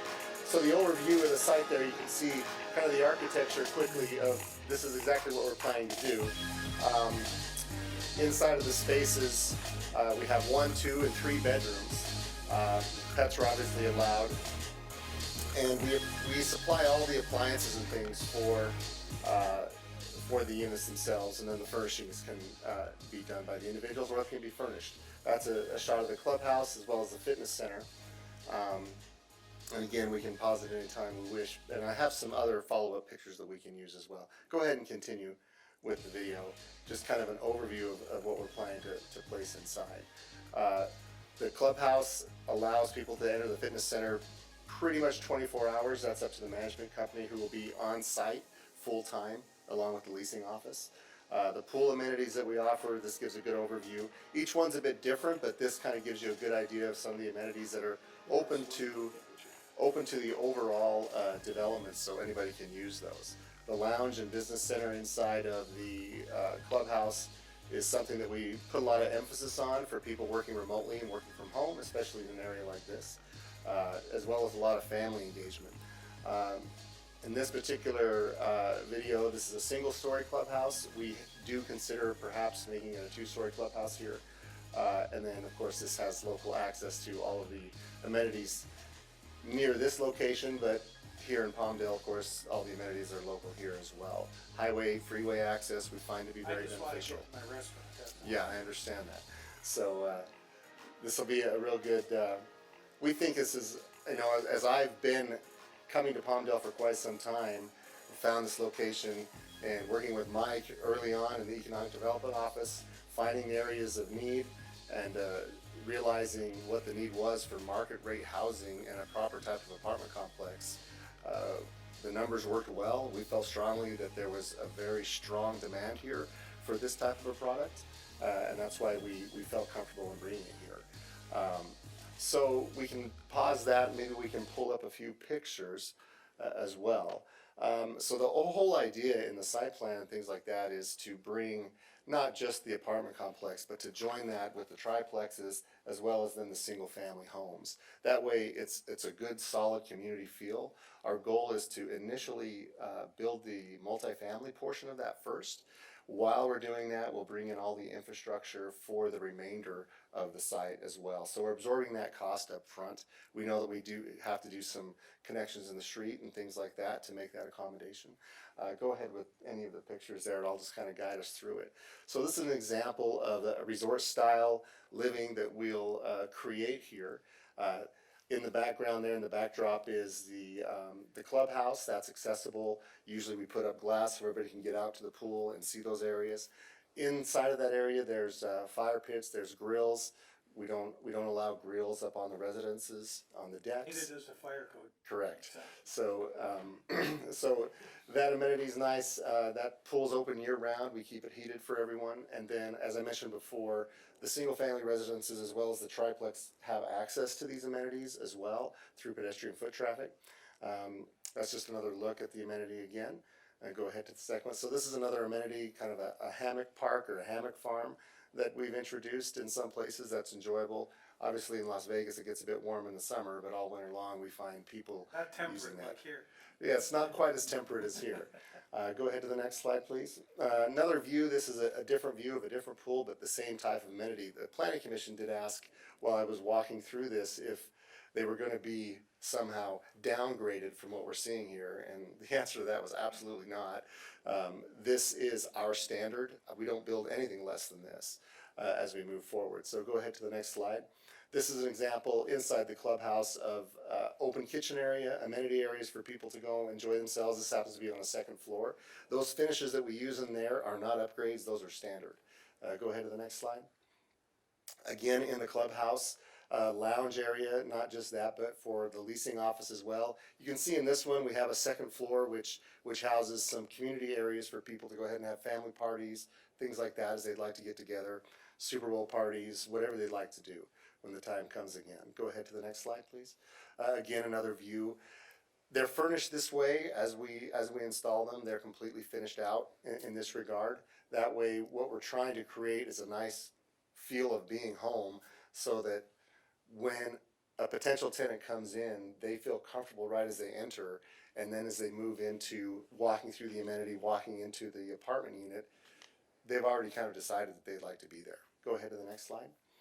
This is a render, well, not just a rendering, this is a picture of a just recently finished clubhouse that would be similar in nature to coming in here. It has parking for the leasing agents, parking for future residents. On the right side, you can't quite see it, is where all of the mailboxes and package pickup are. Remains in the public area. And then on either side of, excuse me, the clubhouse here, it's gated so that there's gated access into the area for residents only. Go ahead to the next slide, please. This is an example of the business center. We offer both Mac and PC computers for people to utilize with touch screens. We find that a lot of families and kids come in and do their homework, things like that in these spaces. Go ahead to the next slide, please. This is another example of a clubhouse, same type of look and feel, a little bit different architecture. This is a single story type rather than the two-story type.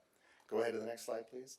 This is another example of the clubhouse and leasing office with business center, kind of an overview of that decor. Some of the amenities in here that you're not seeing here off to the right is the fireplace there, as well as we move into the fitness center and things like that. Complimentary coffee bar and things like that are also included. Go ahead to the next slide. Lounge area again to the next slide. In each of the units, which we find to be a bit unique, we offer a complete laundry room with washer and dryer included. There's no on-site laundry facility for a pay-per-use. This is all included in the rent. We find that amenity is very amenable to people. They really appreciate that. And in fact, it's a bit unique in some areas in California as well. Go ahead to the next slide. This is one of the amenities, the sauna. The amenities, sometimes we argue back and forth of what amenities are going to go best into any place, but we find that some of these amenities work well. Go ahead to the next slide. This is an example of the master bedroom. You have access in 2 points. It has its own bath, and then the door comes in, and we're looking at it from the closet. Go ahead to the next slide. This is an example of a 1-bedroom kitchen area. All those appliances are standard, along with the hood and the finishes for the lighting fixtures, flooring and things like that. That's all standard level. Go ahead to the next slide. This is an example of a fitness area that's open for anyone to use anytime they'd like to. We make some of these larger, smaller, depending on where we're going and what we're doing. For a 320-unit apartment complex like this is, it's going to be a fairly large amenity. Go ahead to the next slide. This one is a smaller, kind of more of a private use fitness facility where they can have an instructor, they can have a trainer if they so desire. It's separate from the larger facility. We find that a lot of people like that private use a little bit, especially if they're going to be working in there after hours and things like that. Go ahead to the next slide. This is an area of a coffee bar. We just finished this one up in Las Vegas near the Henderson Executive Airport. That one's called Aviator. So that's why it's themed with the airplanes. So We got plenty of airplane pictures for you. yeah, that's good. We're kind of planning on calling this Aero, but that's left to be determined. Go ahead to the next slide. This is an example of just one of the walk-in closets, how we finish those out. Of course, without the furnishings, but the shelving and everything else is standard. Go ahead to the next slide if there is one. Example of the bathroom finishes, countertop finishes, cabinets, and things like that. So next slide, perhaps. And this is an example of the 2- and 3-bedroom kitchen area. Again, completely finished with all the appliances, hood, microwave. They can come furnished, especially for executive housing and things like that might be needed in the area. And we find this shows really well. They have choices. They can upgrade flooring and things like that if they so desire. But usually they're quite satisfied with what's being offered in the amenity package overall. So I'll leave the slides there. If you guys have any specific questions, that's kind of an overview of what we're looking at there. So, On I have the, a question. yeah. go ahead, Laura. The one amenity I'm not seeing is security. I don't see alarms. I don't see security cameras. That's a big deal. And so, what are your plans for that? Well, the community is gated, and that's a great question, of course, a great concern. The community has a complete perimeter fence and wall around it. The only accessible area to the general public is through the front entrance, and then there's also a rear entrance, which is also gated. The gated areas have key codes that are given to the residents. Security cameras exist around the pool area and around the clubhouse area. And those are some of the only areas that we put security cameras. We find that although, yeah, go ahead. Tell me why you don't put them in the parking areas? Liability. So you don't want to see when someone's breaking into someone's car? There's nothing much we can do about it once the event has occurred. And so Let me just say that I work for the sheriff's department, Mhm. and I look at surveillance video all day long, Sure. and I think it's irresponsible to not have security cameras Well, in a new facility. sure. It's something And I'd we can certainly take note of. Each property is a bit unique, and certainly I appreciate the concern because we do have is occasion when those things do take place, unfortunately. And if there are security cameras that can catch it, then it can be of assistance. We don't put them everywhere all the time, but we can certainly take it under advisement, and I'll take it back to my group and see if we can find some consideration. Out here with the aerospace community and we have a huge law enforcement community that lives locally, Mhm. and when we're looking for housing and we're looking for places to spend our time and places to buy, we are looking at security features. So that's going to be a big selling point for a lot of people. I agree, and I appreciate the comment, and we'll certainly keep that in mind as we move forward. And I think you have to still have a security plan that goes over to the sheriff's department and is stamped off by them anyhow before you can move forward on this. And that was a condition by the planning commission, correct? That's correct. So I think that question is still not fully answered, so. When, assuming everything goes well, when do you expect to break ground? We had hoped to break that ground some time ago, but if we can get approval this evening from the council, we hope to put in for permit within the next 60 days, and we hope to break ground sometime in late third quarter, perhaps fourth quarter. Okay. That would be very optimistic at this point, but we're hopeful. So that probably answers my next question. Do you have some concerns about the pandemic that's going on right now? Will that affect your plans on moving forward? The concerns come in from a financial standpoint. Yeah, I was gonna say specifically financially speaking, that's, Yeah, as to Big hurdle. availability of lending and things like that. We haven't seen pushback yet. We're seeing our developments continue to move forward. We're seeing that most of our equity partners are still very, very robust and ready to move forward, especially with this particular project. So right now, we're just waiting for this kind of to move to a point where we feel more comfortable in getting things completed. And what's the price point on the rentals? Some of this is rental and some of it is going to be for purchase. Right, so the apartment complexes are built as rentals. Those range around $1,000 per for a one-bedroom unit, up to about $1,800. It's market rent, so what that means is the comparative rents that we see today in Palmdale for comparative housing, market rent housing, are going to be similar. In some cases, we're seeing square foot prices as high as $2.80 per square foot here in the area for a one bedroom or a studio apartment.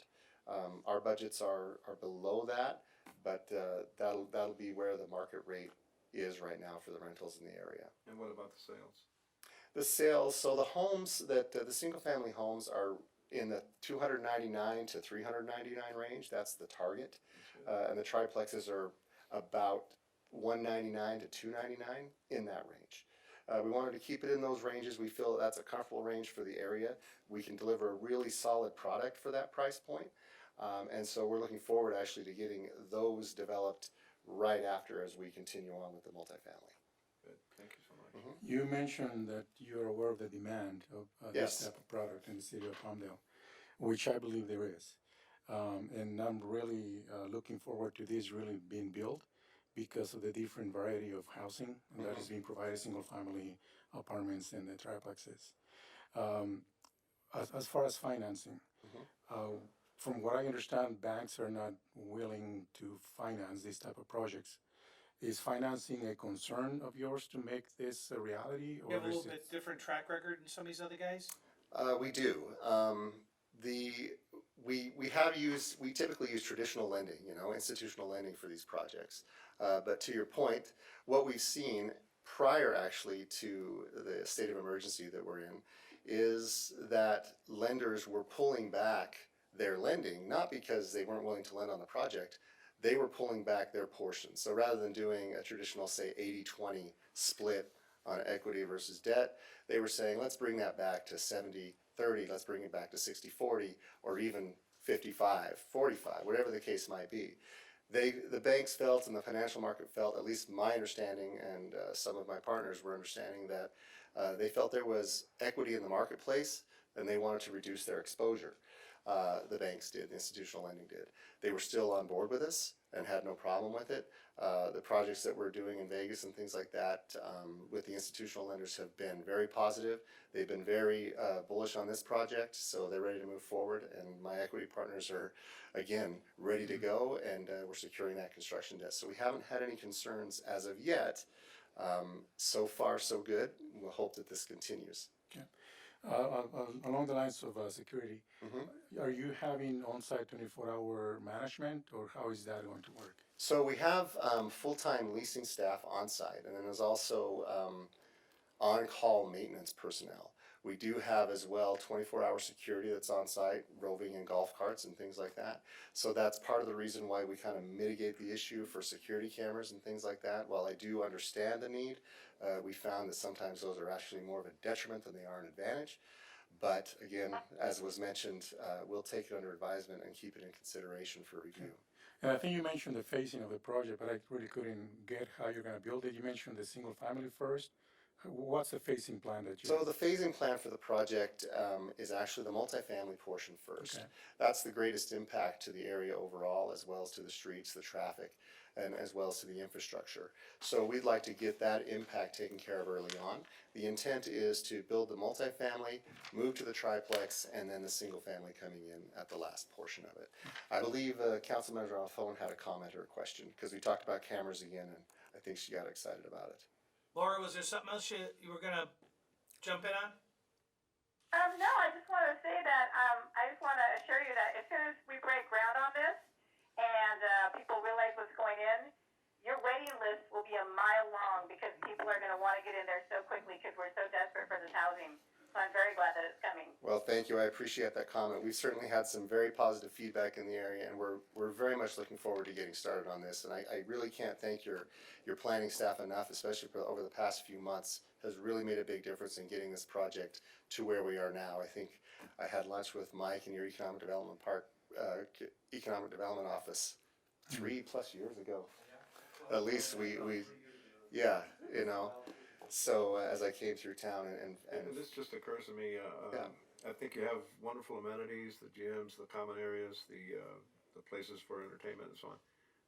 What's the plan to maintain those as things wear out? And I mean, is that something that I imagine that you already have that in place? That's a great question. I don't get that question very often, so I appreciate it. So the reason that the concern there, of course, is obviously 10 years, 15, 20 years down the road. The way that we structure the management is that we have full-time management, not just on site, full-time facilities maintenance people on site as well. So as things deteriorate, as wear happens, let's say we have a small tot lot, a park where swings and things like that, we're always every year assessing the need of those areas, if we need to replace those items, because we're concerned obviously for the safety of the residents there and also their accessibility. So we're upgrading and changing every year certain aspects of the amenities that are reasonable to do, making sure that everything's in as best form as it can be moving forward. Because the first resident the first year is going to have a great experience because everything's brand new. But the resident who comes 10 years later we have the expectation to have that same experience. So I assume then that because you want to keep up those amenities and the equipment, are there any HOA fees? There's no HOA fees in the apartment complex itself. However, in the multifamily portion of the triplexes, there is an HOA there because those are built as for sale but can also be leased. So the HOA is controlled initially by the management company, by the ownership, and then there'll be a management company, or not a management company, but an HOA as well for the single family residents to maintain all of the open areas and things like that. Okay. So what is your expectation of build up on this project? And I believe that this will be a catalyst in the city of Palmdale because of the reasons that you mentioned. Not only because the demand is there, because your pro forma has shown that it's something that is in need, and that is very feasible. So are you thinking of maybe another project in the future? Obviously, depending how well and how quickly and how quick you lease or rent or sell those units. So you're looking for a bit of a forecast, perhaps, of Right. what I've seen. So over the past 3+ years that I've been spending here, coming to Palmdale and doing the forecasts and looking around at the areas that I think are sustainable for this type of project, my opinion, and my professional opinion of doing these, I think we can sustain 4 of these at least in the Palmdale area, in the greater Palmdale area. So that would be, I usually don't build less than 300 units on any one particular parcel. So I can see as many as 1,000 units over the next 4 to 5 years coming in. They're telling us that we need 2,000 right now. You do need 2,000 right now. And I believe you need 2,000 market rate, and then I think a percentage perhaps of an affordable concept of housing might be available as well.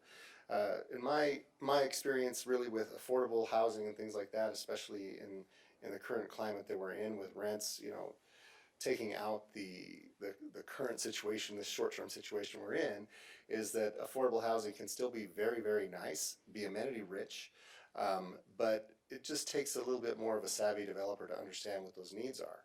I think with the history that Palmdale has kind of had with multifamily being a hot button in the community, and some of the smaller affordable type of apartments that have been built, the consideration was given to, well, let's build affordable housing without the consideration given to, and this is on the developers. I don't wanna get people confused that thinking that that's where this one's headed. No, this is not headed to affordable at all. Okay.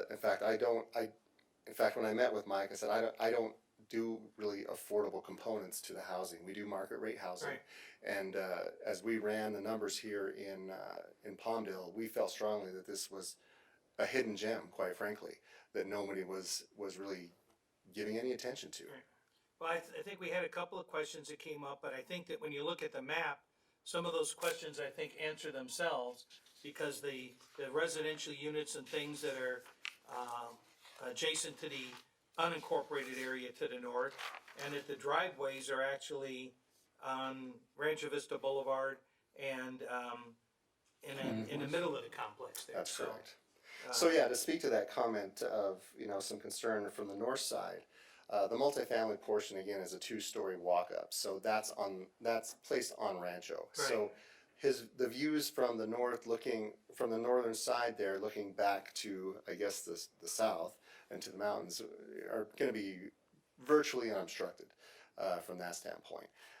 We'll put a landscape buffer there and things like that, so he'll be having single-family residential and the triplexes, which again are a for-sale product as well, so Right. and well-maintained. If I can add, the single family is only. Wait, I'll call you up here in a second, okay? So, all right, anything else from the council? You good? Okay, so, I think you were gonna help address that question, but we need you up here on the machine. And just state your name for the I didn't record. hear the question. Go ahead. Philip Terry, I'm the applicant. The single family, I know Mr. Carr had made a comment. I've worked with him all along as this project we've been working on the project. We decided to make those single family, single story for those folks back there. All right, So that's why we did that. So we wanted to make sure. okay. Thanks, Phil. Go ahead. All right, thank you. What size are those single residence going to be? Those vary around 12 to 1,800 square feet. So they're relatively small. Relatively small. I'd have to look at the floor plans again. It's been a Probably while twice the since I've square looked at it. footage I'm actually living in now. But it may be very attractive to some of our engineers and so on. I believe so, yeah. All right, thank you very much, sir. Thank you. Okay. All right, so we have a staff recommendation. Let me see, let me continue moving along here. The staff recommendation is to adopt resolution number CC 2020-052 and ordinance number 1543. Motion to approve. I have a motion by Mr. Carrillo, Second. Second. and I have a second by Ms. Betancourt. Any other comments or questions, or can we call for a vote? Deputy Yes. City Clerk? Yes. Mayor Hoffbauer, Yes. Mayor Pro Tem Noah, Yes. Councilmember Benton Court, Yes. Councilmember Carrillo, Yes. Councilmember Bishop. Yes. Okay, that carries 5-0. Thank you very much. Looking forward to it. All right, we're gonna take a break. We're past 9 o'clock. We need to I take was about to ask you. yeah, we need to take a break. So we'll come back in a few minutes, so.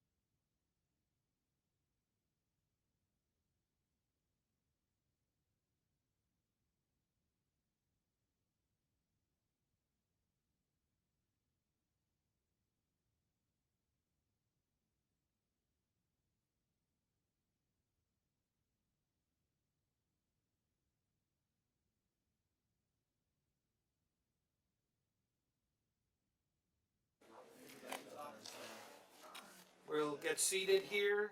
Laura, is still on the phone? Ms. Betancourt, you still on the phone?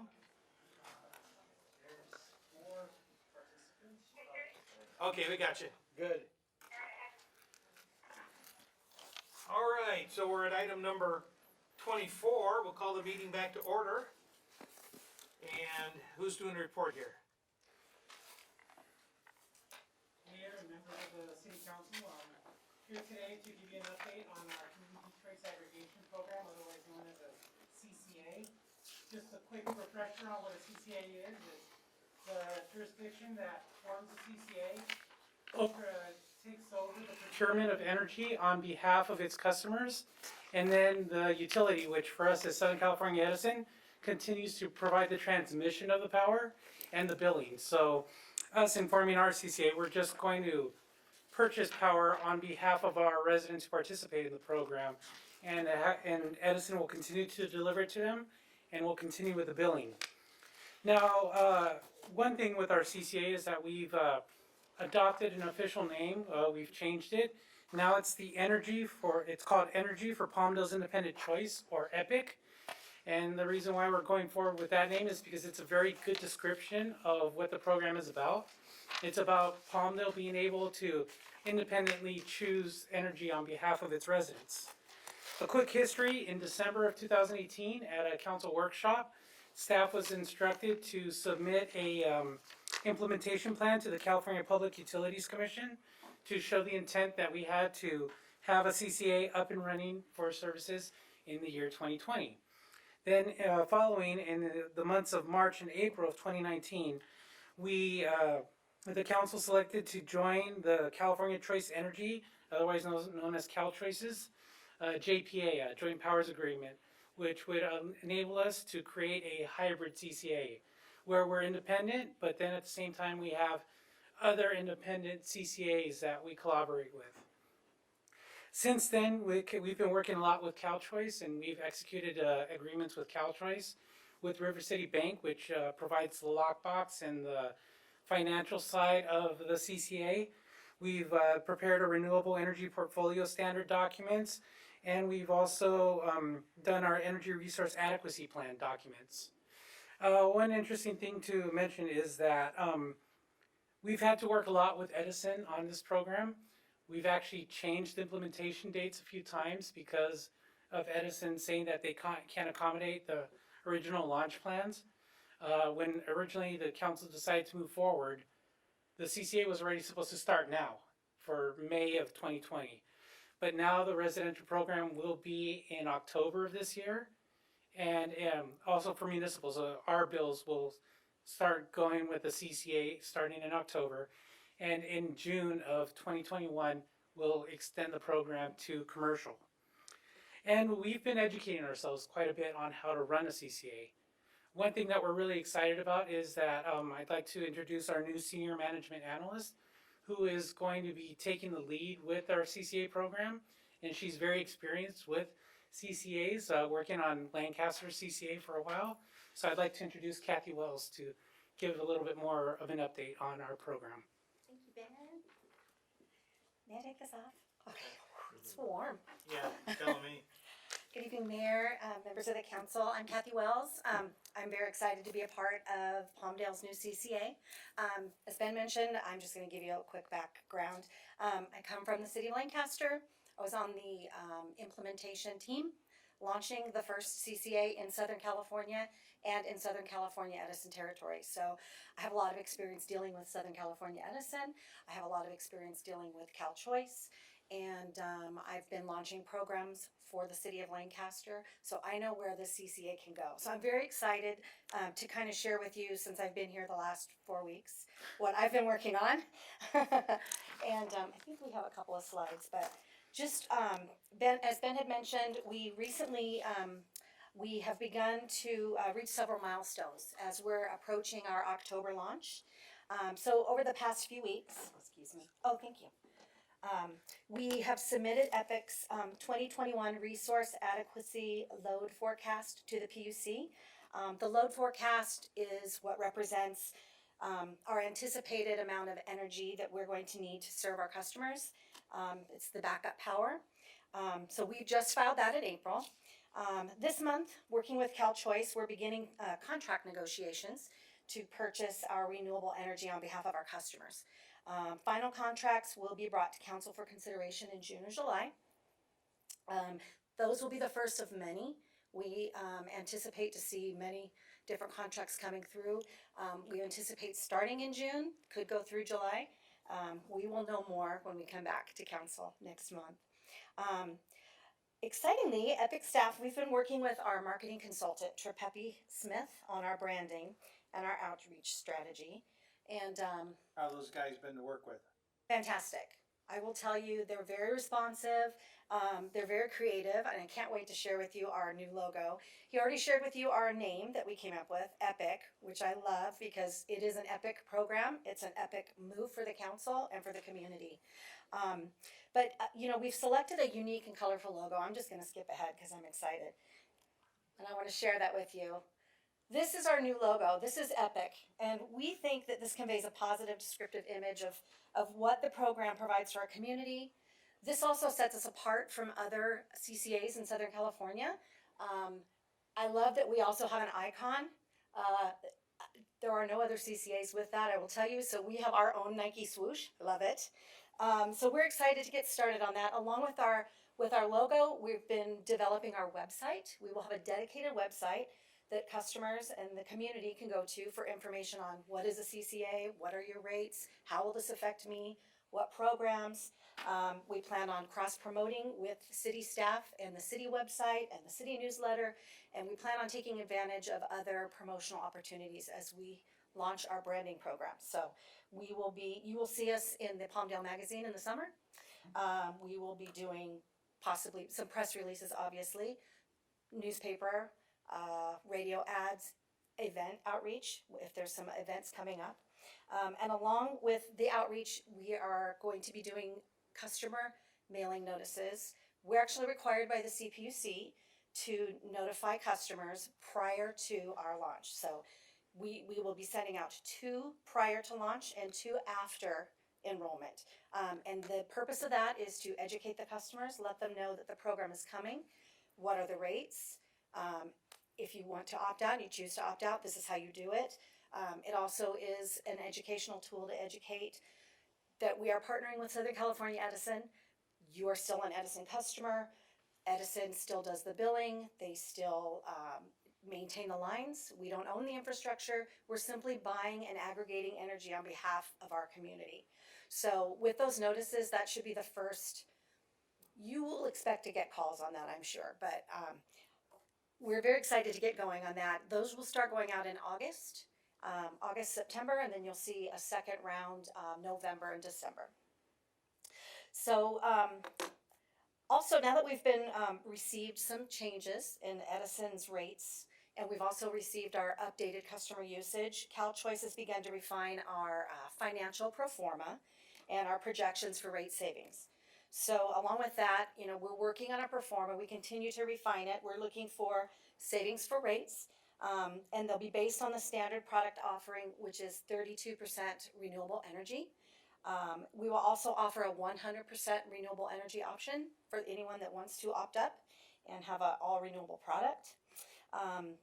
The revenue generated will be used for purchasing energy on behalf of the customers and operations of the EPIC program. But additional revenues, for example, if they opt up for the 100%, the additional revenues can be used to provide special programs, and we will build reserves to ensure rate stability.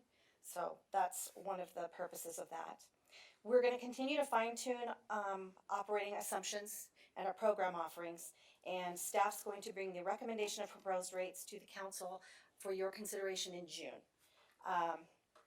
And finally, just want to leave you with, we can't predict what the CPUC decisions are going to be or their future regulations, but considering the pro forma iterations we've been looking at and our procurement efforts, staff believes this program, it's not only viable, but it's going to provide a sustainable revenue source for future energy-related programs and initiatives for our customers. So with that, we have the CalChoice staff on the line, if you have any questions for them, or if you have any other questions for Ben or I, we're happy to answer that. Hey, thank you. So as they say, let's go to the phones. Laura, did you have anything? Well, you know, I'm not the one to ask because I've been opposed to this from day one. I don't believe cities should be in the business of utilities. I disagree with this from the get-go. And so, yeah, good luck. Well, okay, there's that. Okay, Mr. Creel. The contrary to that, I really support these programs. I recall about a year and a half ago, we were presented a very negative staff report on this program. That was unfortunate, but I did see that other cities that are participating with CalChoice, like Rancho Mirage and Paramount, I believe, they showed revenue for over $1 million a year. And those were in this program barely about a year. So looking at staff report, I see that, like you said, looks like it's going to be a stable revenue source. So I believe that this is a good choice that the council made because that's something that is going to be very beneficial to our residents, our commercial development, and industrial. I see this program as really being, I wouldn't say innovative because it existed already prior to us going into it, but I do believe that this will be a source of revenue for the city. And if I'm not mistaken, I believe that the council could decide to make the revenue go to the general fund. I think that the council can make, correct me if I'm wrong, but I do recall having that conversation where the revenues could Well, go to it general is an fund. enterprise fund, but you can use it to offset expenses in your general fund. So Okay. street light upgrades, for example, or energy programs. You can offset programs, sponsorships of programs. Yeah. The only thing that I really concerns me a little bit is the rate that is going to be established by the council. And I brought this up at the beginning because I know that Edison has a tier system. Once you use 350 kilowatts, then the rate goes up 5 cents more, or whatever that is.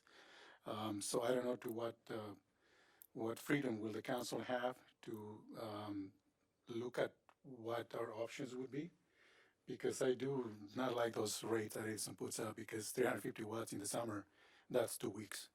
You know, and then after that, your rate goes up 5 cents, and then after that, it goes 10 cents.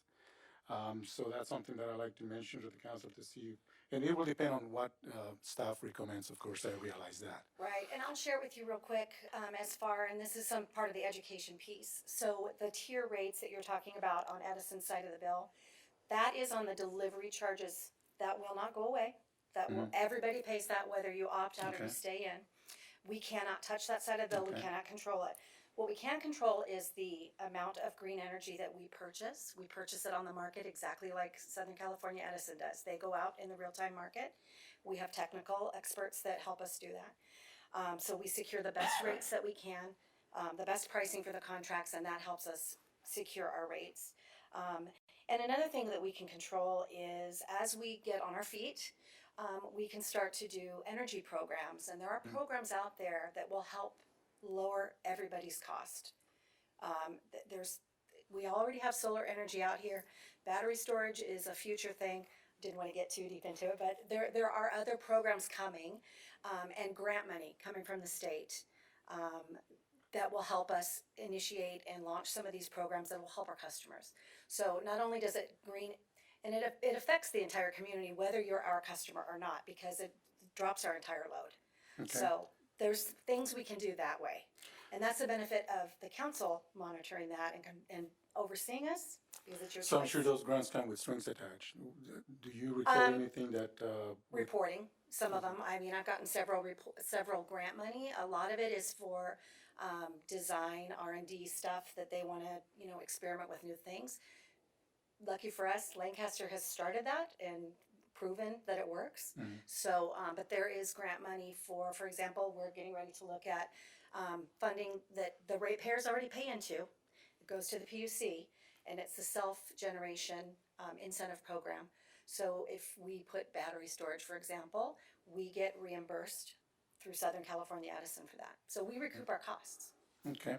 One key thing that I see in this program is education. There's going to be a lot of confusion with residents when these notices start going out and telling them that there is this opportunity for them and that they have a choice. Yes.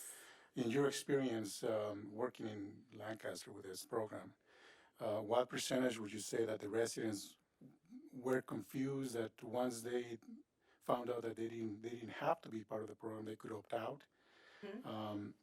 I realize that that's something that will be confusing because we all are trying to save money in our utilities, and from what I heard, there was some frustration with some residents because they had to fill out a form or opt out, or is that a simple process that our residents can do? What did you learn from Couple that things. experience? So that process has been simplified since we launched. Okay. So guinea pigs, we sort of set the rules with Edison as we went along. So that has been streamlined. But I will share with you that after all of that and the confusion being the very first, we still only had a 6% opt-out rate. Okay. So not very many people. So what we learned was education, front load the education. I will be frontline answering the calls. You've got a person here at City Hall that can answer calls. Most of the frustration comes from not being able to get anybody on the phone. As you know, if you try to call Southern California Edison, I'm not bashing them, I'm just saying local is a big deal. So by promoting that it's local, you have a local staff, you've got a local team here that can help you. We also will have a call center that will help with that. We're working on our messaging to make sure it's very consistent and understandable and, At the time when we started talking about this, CalChoice had 7 cities, I think, participating in the program. And I remember them saying that they were looking at adding 2 more cities or something like that. Has the number grown since then? I would defer to Barbara Boswell if you're on the line. She might be muted. I'm here. Hi, but I had Barbara. trouble hearing. What was the question? So the question was, how many cities have joined CalChoice? So we actually are at 10 cities. We have 5 operational cities, which are the town of Apple Valley, the city of Lancaster, the city of Pico Rivera, the city of Rancho Mirage, and the city of San Jacinto. So they're all currently operating. In 2020, in addition to the city of Palmdale launching Epic, the city of Pomona and the city of Baldwin Park will also be launching as CalChoice cities. In 2021, we have the city of Santa Barbara and the city of Commerce that will launching, which rounds out our 10 cities. Okay, thank you. Hi, a diverse group. Which is beneficial because the higher the number of cities participating, I would assume that Our the costs purchasing power goes up. and Purchasing charges power down. and shared cost, Okay. right? That's part of this model. So every city that comes on, we all share in the reduced cost of purchasing, reduced cost of Right. our contracts. Last question. I know that the CPUC could be unpredictable. How confident would you say that we'll be able to launch this in October for the first step for residential? I'm absolutely confident. I've seen the numbers. You can do it. It can be done. Barbara, you want to speak to that? How confident are we? So we've been working very diligently with Southern California Edison with regards to the scheduling of the launch for the EPIC program.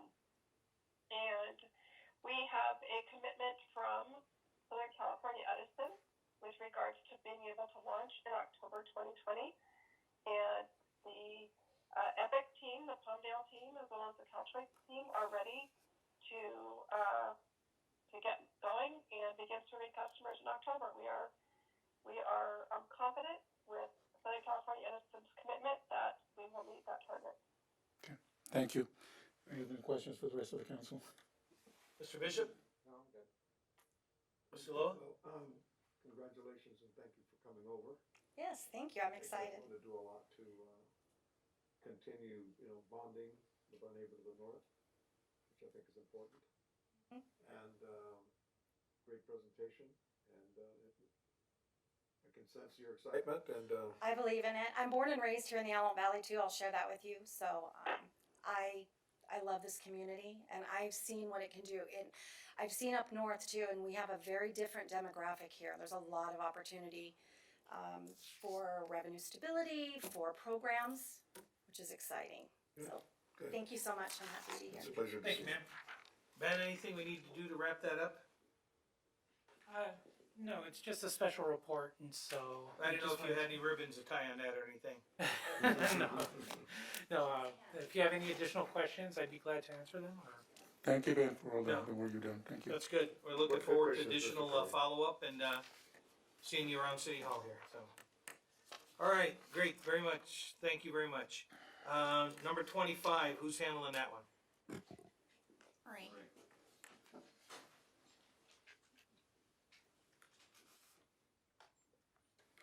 Floor is yours, ma'am. She's just gonna bring up the PowerPoint presentation, 1 second. So this is a request for a formal adoption of a 20% general fund reserve policy. Quick overview, the general fund reserve policy provides flexibility and stability to the city's financial position. The past practice has been to strive for a 30% reserve, but the Government Finance Officers Association best practice recommends 15%. Tonight we're going to recommend 20%, and we're going to break it down into two different categories. The first one being the emergency reserve, which is 15% of general fund expenditures. It can be used when there is a declared emergency with approval by the City Council for one-time costs and a plan that has a 3-year cap on replenishing that money back to the reserve. The second pot is the contingency reserve for 5% of general fund expenditures, which would pay for unforeseen or unanticipated loss of revenue or expenditures. An example would be an unforeseen settlement in a lawsuit. It would require approval by the City Council, can only be used for one-time costs instead of ongoing recurring costs, and that too would include a plan for a 3-year replenishment maximum. We did a quick survey of surrounding agencies that are similar to the city of Palmdale. We looked at Lancaster, Santa Clarita, Fontana, and Victorville, and you can see the populations are all about the same, with the area in square miles similar as well. We also looked at their general fund for fiscal year 2020, and I do want to note that the city of Fontana and Victorville do have their own public safety, so they're not a contract city similar to Lancaster and Santa Clarita and us. And you can see that they all range between 10% and 20%. Our current reserves are based on estimations at the end of this fiscal year. The first row is the adopted at $26.1 million for a 29% reserve. If we adopt a 20% reserve amount, it would bring the dollar amount value to 17.7, leaving a surplus of $8.3 million. For the amended, it is leaving a surplus of 3.9, and because we went and reduced the revenues and expenditures due to COVID, we're looking at a potential of $6.7 million. So just because there's a lot of money doesn't mean we get to spend it. We are presenting a fiscal year 2021 budget for your review. Very likely that there's a possibility we'll have to utilize some of those funds to bridge the gap. We'll also bring forth a plan to establish capital reserves for infrastructure, equipment, and technology. So for example, we currently don't have funds to pay for a park that may need renovation, a vehicle replacement plan for the next 10 years, or the replacement of technology that goes out of date every 3 to 5 years. So that's one way to utilize the surplus funds and set up some financial stability for the city. We also can look at all our debt that's been issued in the past and consider paying down some of that debt that would save us long-term interest rates. And then also looking to put funding into another reserve for pension stability, because we may see some volatility in our pension rates due to the market currently. And that is the end of my report. Thank you. Mr. Korea? I really feel comfortable with going down to the 20%. It does not mean that we have to stay there. I am optimistic that things are going to change for the better. Point in case the EPIC program. Why? Because we just heard that it's a good thing to do because it will generate revenue. Instead of having Edison take it over, I think that the city will benefit really for that. And that will give us potentially the ability to increase that 20%. And again, the goal will be to even go back to the 30%. But these are difficult times with what we're experiencing with COVID-19. There are adjustments that have to be made, and I think that we can really strive to do better once we get out of this. Mr. Mayor? Thank you. Mr. Bishop, do you have anything? Yeah, I mean, we can have this discussion all day long about what we need to do and doing what we need to do to make sure we maintain good fiscal health going forward. But I agree with Mr. Carrillo about 20%. Mr. Lowe? Yeah, we have to accommodate the situation we're in. We have to deal with it. So I think this is one way to deal with it, and I hope it's sufficient. Ms. Betancourt, did you have any comment? No, I'm good. Do we have any public comment on this item, Mr. Murphy? No, I don't think we do. I think we're done with public comment. Okay. All right, so I have a staff recommendation to approve the general fund reserve policy. Do I have a motion on this item? So moved. Mr. Second. Moa? Seconded. Mr. Carrillo? Deputy City Clerk, can you please call the roll? Mayor Wildflower? Yes.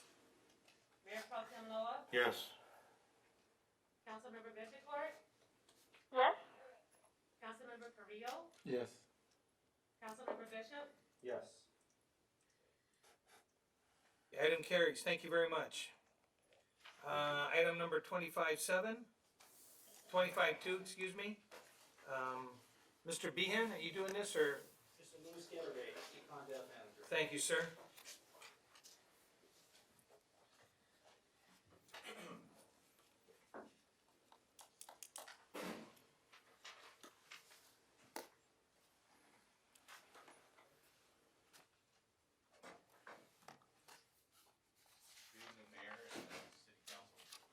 Appreciate your time tonight. There we go. For your consideration tonight is a new program that's aimed at helping revitalize our retail businesses here in the community called Operation Jumpstart. So we'll jump right into this PowerPoint. Perfect. Here we go. So over the past several weeks, we've had an opportunity through our business outreach efforts and support programs to really talk to a lot of our businesses and really get a better understanding of kind of what the impact of the stay-at-home order has had on their local business. And we actually had an opportunity to reconfirm some of those and see some of the impact through our town hall business path through your opening town hall event that we had just last week. What we learned and confirmed from that event, we were actually able to survey some of our businesses, and we found some pretty interesting information. 50% of those that were surveyed have actually been closed since that initial stay-at-home order survey. Of those that also participated in the survey, about half had actually applied for an SBA loan to help them get through the situation. But unfortunately, of those that applied, a very small percentage, about 28%, were approved for the loan. So as we can see, there's definitely a need out there in our business community to help, and not just today, but obviously over the next several months as we kind of deal with the aftermath caused by the COVID-19 situation. One of the ways that we hope to do that is through the new Operation Jumpstart initiative. The Operation Jumpstart is a joint partnership between the City of Palmdale, City of Lancaster, the Palmdale and Lancaster Auto Malls that's designed to incentivize the purchase of vehicles in the Antelope Valley. The way the program would work essentially is if someone were to buy a new car at one of our dealerships here, they would receive a $500 gift card. If they were to purchase a used vehicle, then they would get a $250 gift card. The idea behind that is that we would encourage and work with our local retailers to encourage them to spend that money locally to help recirculate those funds within our local economy.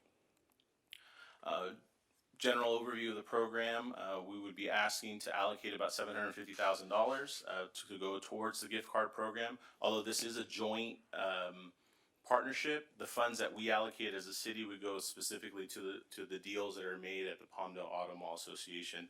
Same thing with Lancaster.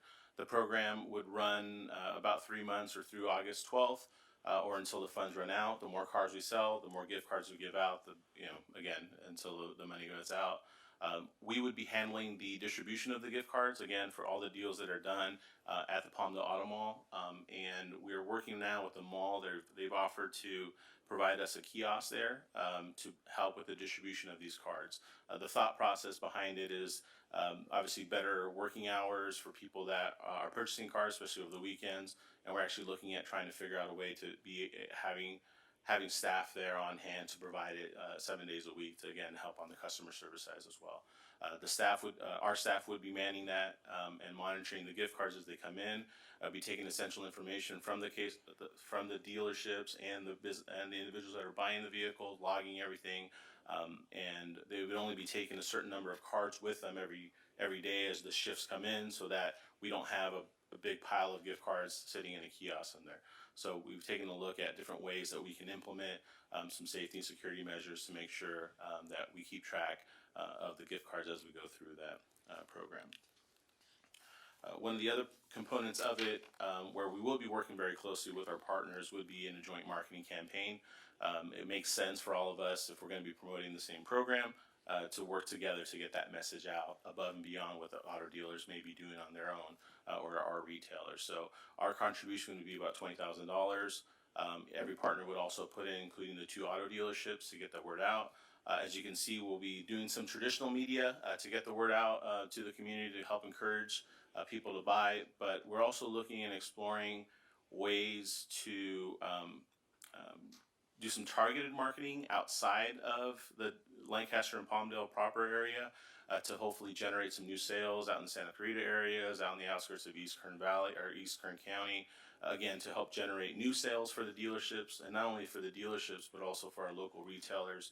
A lot of times when we meet with the car dealers, they say, hey, just give us a shot at the business, we'll earn it, and then we'll kind of keep that repeat business. So our goal as part of this marketing campaign is to reach out and to spread the word, and again, try to bring new money into the valley to support our local businesses.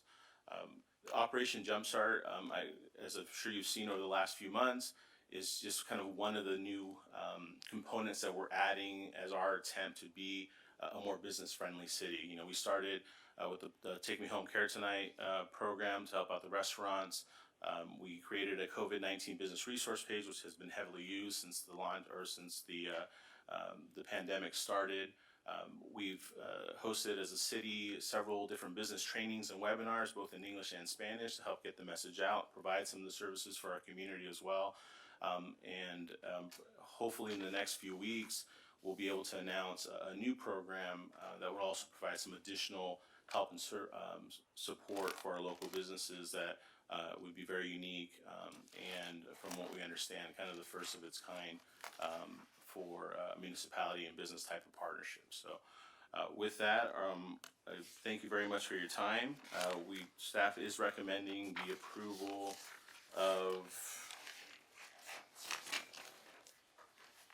adopting resolution number CC 2020-056, a resolution of the City Council authorizing and adopting the Palmdale Auto Mall gift card sales program. So our team is all here, and we'll be happy to answer any questions you may have at this time. Great, okay, so did you read the official resolution? I believe I did. Okay, but if that was what? I can reread it if you'd like. Adopt resolution number CC 2020-056, a a resolution of the City Council of the City of Palmdale authorizing and adopting the Palmdale Auto Mall gift card sales program, also known as Operation Jumpstart. Outstanding. You have any public comments on this, sir? No, we do not.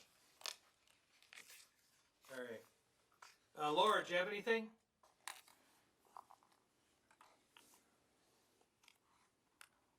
Ms. Betancourt, did you have anything?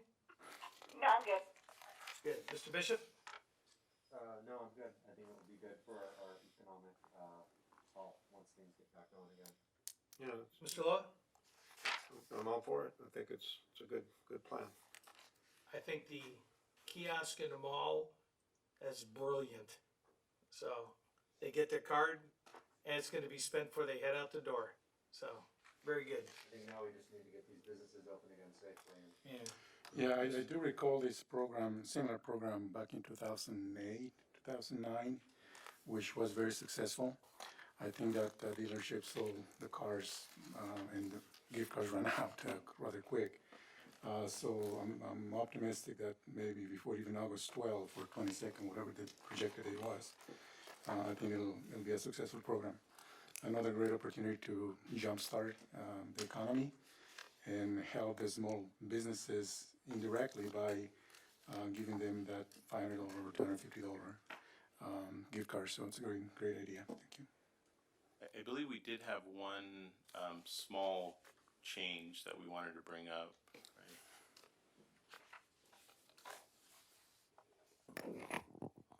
Good evening, Mr. Mayor, members of the City Council. Over the last few days, because this is a moving target in response to COVID-19 and our continuation of our partnership with Lancaster as well as the other auto malls, we, since this resolution has been submitted to council, have also agreed to in the partnership to provide $500 gift cards for the purpose of rewarding individuals who lease automobiles from the Palmdale Auto Mall That as makes well. sense, yeah. So before you tonight, in making this recommendation, we'd like to actually slightly amend the resolution, specifically with regard to section 2.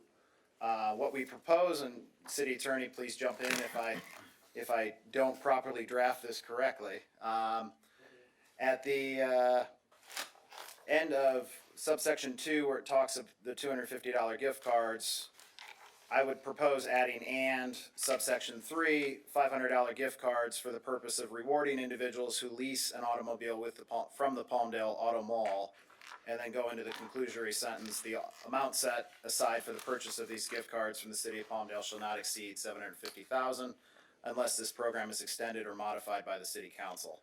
So we wanted to make sure that got in front of you for consideration. I'm happy to answer any questions regarding that change or amendment. Thank you, Mr. Fletcher. Any objection to adding that in into the resolution? Nope, not from you. JJ, do you want to add anything there? You were sitting on the front of your chair. Well, I just want to make sure that we covered the lease. And I also, I'm just very, I'm energized.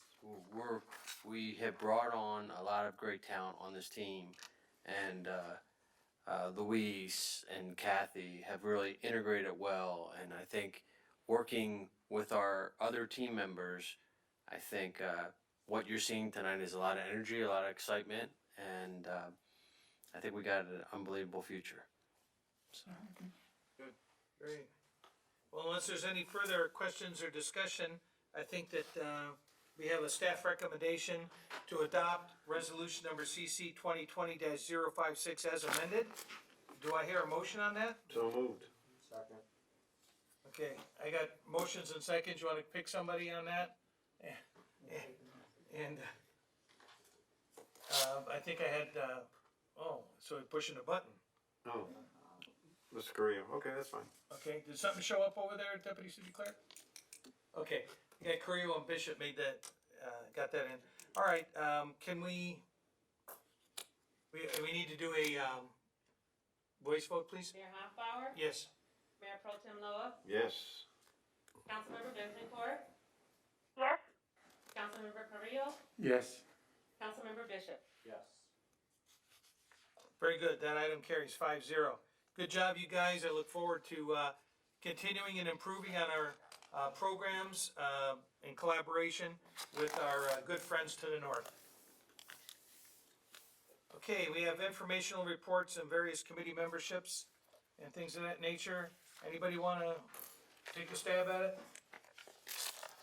Well, I filed my report with the city clerk, but one thing that I wanted to mention is we had a meeting with staff regarding the roundabout on Avenue of 47th Street East. And there is some issues working with Caltrans because of what their regulations are. But nevertheless, I think it was a productive meeting because through discussion with staff, there may be an agreement to do landscape maintenance. And the other positive thing I thought is that there is water lines nearby. So I just wanted to see the council, wanted to report to the council that what I ask of staff is to see if there is a way that we can improve the way that roundabout looks, because it's just with time and weeds growing, and it's just a continued maintenance issue with weed abatement. So I ask if there's an opportunity to see if we can do some landscaping, desert motif landscaping, to see how we can improve the looks on that roundabout. I just wanted to let you guys know and see if that's something that you guys are interested in discussing. And I want to thank staff for working on this. It's something that's taken some time, and I know how difficult it is working with Caltrans since they are the right of way and restrictions on signage. Got any, no, I took off, so you got it, Deanne. Okay. So, Caltrans ever spoken about how, because it looks unfinished, it's much like the Rancho Vista project, Rancho Vista Boulevard off-ramp, Avenue P, both that and that roundabout over there, they kind of look unfinished, so. Well, the landscaping has taken a bit of a beating there, but there was some desert vegetation that was planted inside the center area. This is the one at the 47th? 47th. Yeah, roundabout. Right. And so we replaced it with rock, but through the rains and whatnot, the weeds have come up, so, you know, Whose is that? Is that the man landscaping? Is that ours, or is that gonna be? We have determined that we have the maintenance responsibilities of that circle. Okay. And also the fingers that are on the outside. Right. For a long time, those fingers, the landscaping there looked really bad. So the maintenance team went out there and did a great job of getting rid of that, and, you know, they cleaned it off. But, you know, we worked very hard with Caltrans to try to talk about public art in that particular area, but there are setback issues that we can't seem to get through. So we're looking at other potential areas for signage, maybe some of the corners, not necessarily in the middle of the circle. And then I think we're gonna look at, now that we've determined that there's a water stub nearby and some of the utilities for electrical, working with the public works team to come up with a strategy to make it look better. But in the meantime, do the basic maintenance. Right. And I know that on that, just to follow up on his comment, that was a great segue. I've gotten a lot of comments about you know, we put a lot of effort in, we came in under budget, and early on completing the Rancho Vista to Palmdale Boulevard section and doing some of that ramp work over there. And a lot of people keep asking me, when are we gonna finish those ramps? And, you know, I hate to say, now they're done, but I know there was some discussion at one point about looking at some of those budget savings we had on that project and be able to do something maybe between some rockscape and maybe something, because it doesn't look good. I believe that the public works director is looking at that, and, you know, there's a lot of the projects to measure our projects are short funded. So we've used Measure M money to backfill some of those projects, but I think it's something that Chuck is already looking at to come up with a plan. I'm not sure what the status is, but I think it is in play. Yes, Mayor, I did, I've heard from a few of you, and have had conversations, and Chuck and I are scheduled to drive by, not just on just improving that entire experience. I mean, we have a lot of residents, visitors, first impression when they come off that exit, so we want to improve it. We do have landscaping in the budget for the Palmdale Boulevard, and Chuck is going to talk to the team about adding landscape component going back on Rancho Vista. So we've heard your comments. I drive it daily, so it wasn't in the initial project. Right. And And I think we're looking for a consistency in terms of landscaping, decorative rock, desert vegetation, drought tolerant, consistency within the corridor. Right. Is there a way, I mean, no matter how pretty you make it, what do we do about the people that want to stand there all day? Can we put a no loitering sign somewhere on there, or do we have an ordinance we can put in place to keep people off of those?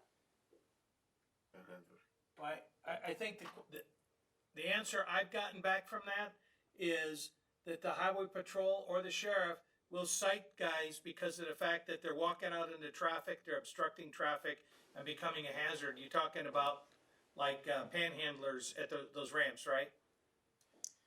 Yeah. Yeah, so I think the key is call early, call often. Right, Deputy? Have an ordinance, I mean, why could we not do it ourselves? Why would we rely on the sheriff's department when they've got so many other things to do? Well, I think we get the same response from the highway patrol, so I just think it's a matter of just everybody calling it in as often as they see it. We get the same problem in a lot of the shopping center areas there is too, and Oh, yeah, no, I agree. yeah. But what I'm saying is, no matter how much money you spend making those off-ramps look pretty, unless you've got something in the works to keep people off of them, they're gonna trample whatever vegetation you put on there, they're gonna litter on there, and they're gonna be disruptive. So, let's put our minds together and see what kind of solution we can come up with for that too. Cell phones. So. All right, good. Thanks, Mike. Yes, sir. Anything else, sir? That's it. Mr. Love? Let's see, as far as these committee memberships, what we're talking about? Yes, sir. I did check into AVTA when we met here a few days ago, but I had another obligation. I had to leave early, so Kathy McLaren filled in for the remainder of the meeting, and she engaged in the matters that had to be voted on. So I appreciate Ms. McLaren having done that. She's my alternate on that committee. And let's see, I don't believe that any of the other committees that I'm on actually met.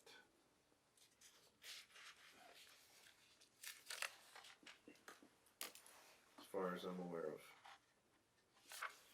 That's it. Okay. So everyone is aware that on that AVTA, there's some additional solar, and there's a move to acquire some adjacent land to further reduce the cost of power generation because of peak time loading.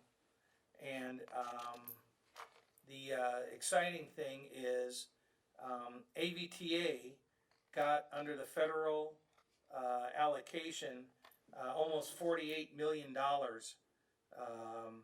for under the CARES Act.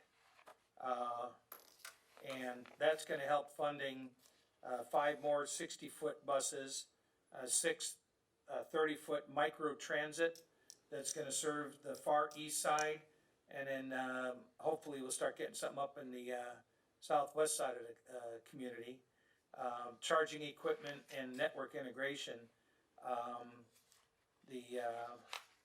That was a California state bill funding deal.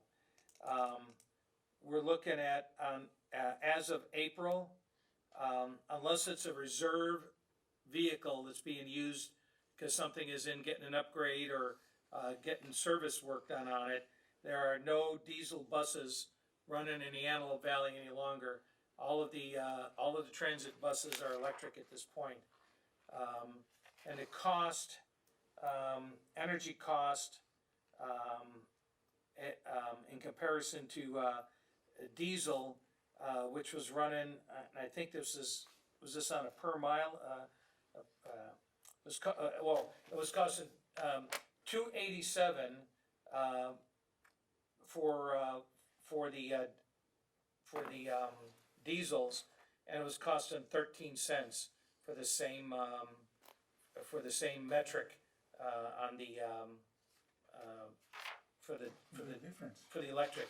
So I think a lot of these numbers are starting to play themselves out. That's what happened subsequent to that AVTA. So, do you have anything else, sir? Austin? Yeah, I didn't, have a lot of meetings. I went to the, school parades with mayor.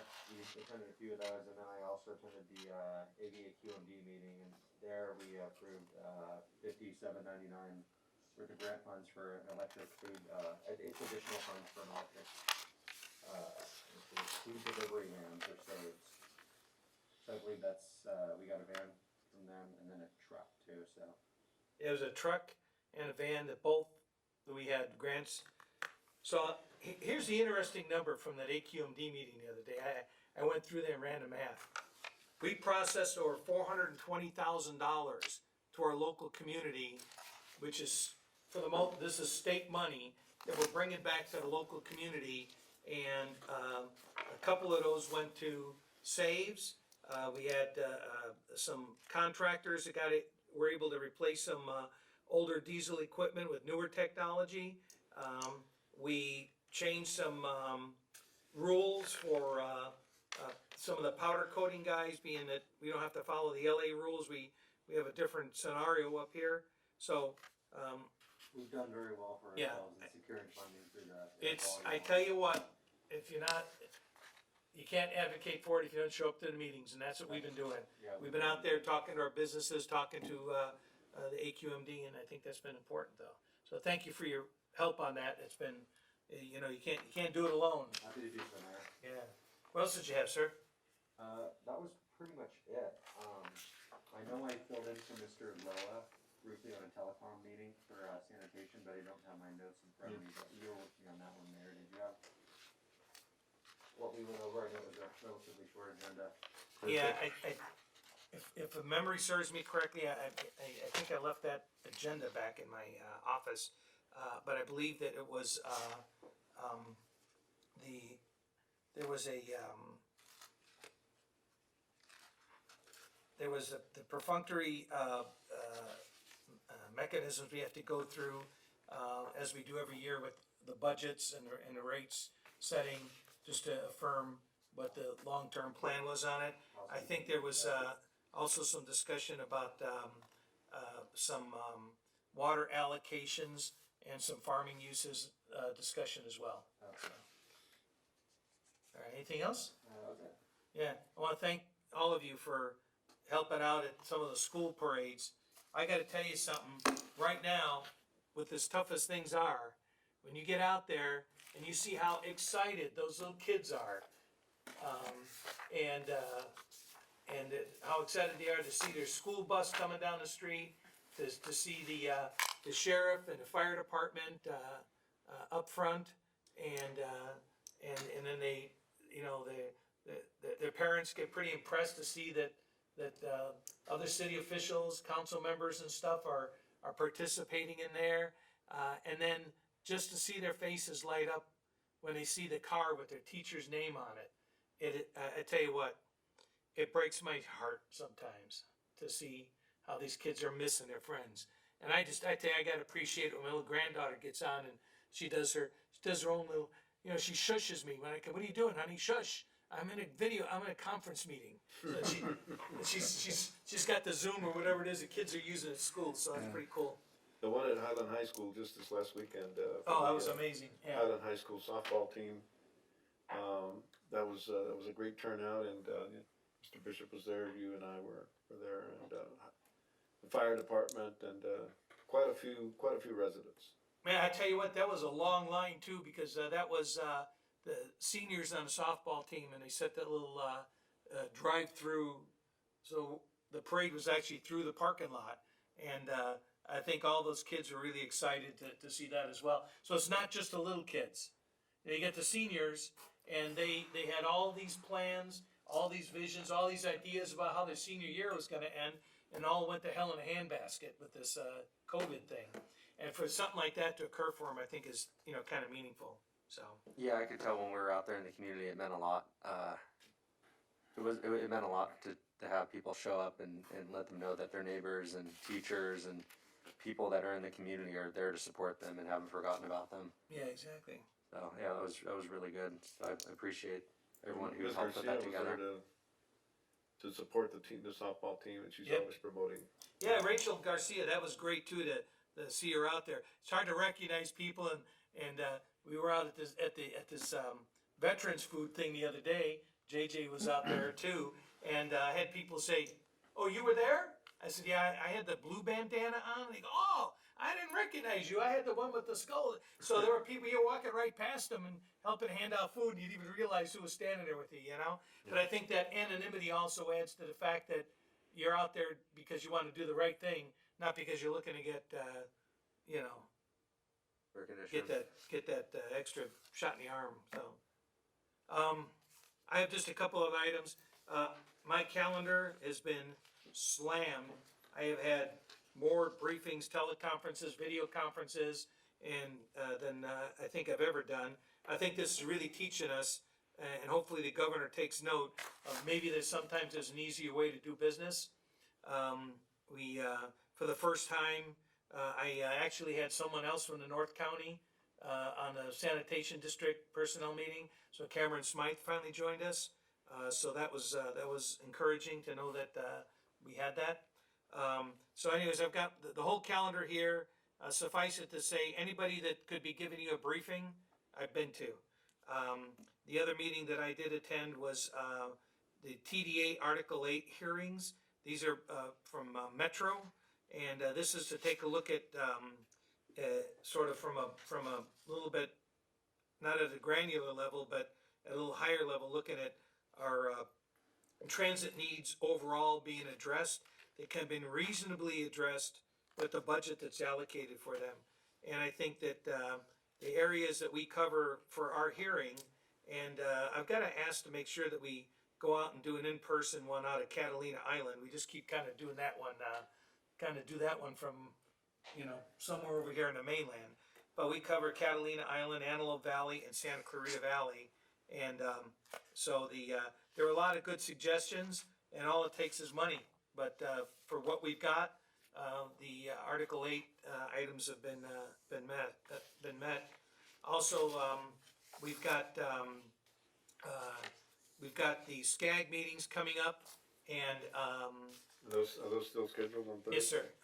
And for the RTP, SCS, there seems to be a lot of confusion, I think is the most polite term I can use, and a disconnect as to what the baseline date and time that we moved forward with statistical information off of. I think there's some additional massaging that's going to go on. I'm encouraged that many of our items have been addressed that we were concerned about. So I think that I'm actually looking forward. I was at one point kind of dreading this meeting coming up.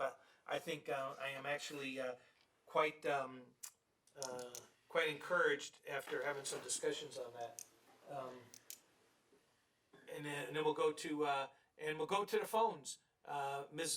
See if Miss Betancourt has something there, Mike. Can you tip the thing down for her? Yeah. Laura Betancourt, anything from you?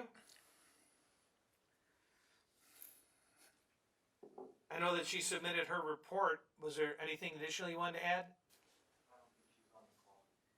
We may have lost her. That's how this stuff goes. Mike, do you have something else you want to answer? I mentioned that for the SCAG RTP meeting, which is Thursday, virtual meeting, we were very successful with our regional partners with Supervisor Barger's office, and Arthur Sohikian, the NCTC director, to insert the High Desert Corridor rail component to the constrained element through planning and engineering. So that was not in there prior to.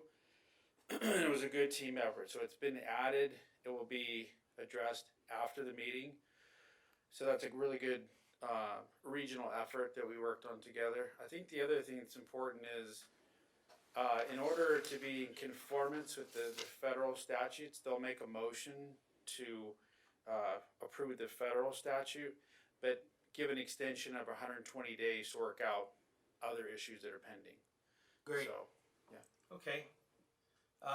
We also had some of those similar conversations at the NCTC meeting last week, and then also I was on the Northern Corridor Cities meeting, and this stuff comes up with the LA County Mayor's meetings too, so I appreciate that. So I know that we're all working on getting this stuff back open again, and I think we're gonna see some additional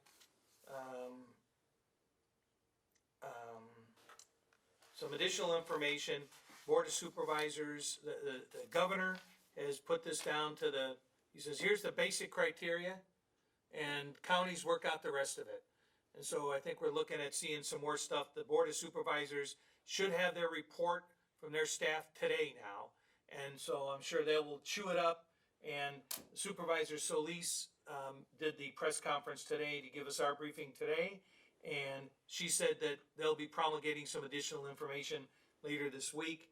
I think we're going to be seeing some additional curbside service capability, but that offices and schools and indoor sit-down dining will still be off the list. That's probably going to be maybe another week or two.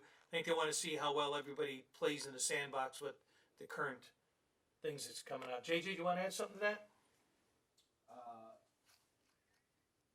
I just wanted to add, because of the COVID, we don't have a lot of public showing up, so we haven't been doing presentations. However, May is Military Appreciation Month, so we did send proclamations out to all the military groups.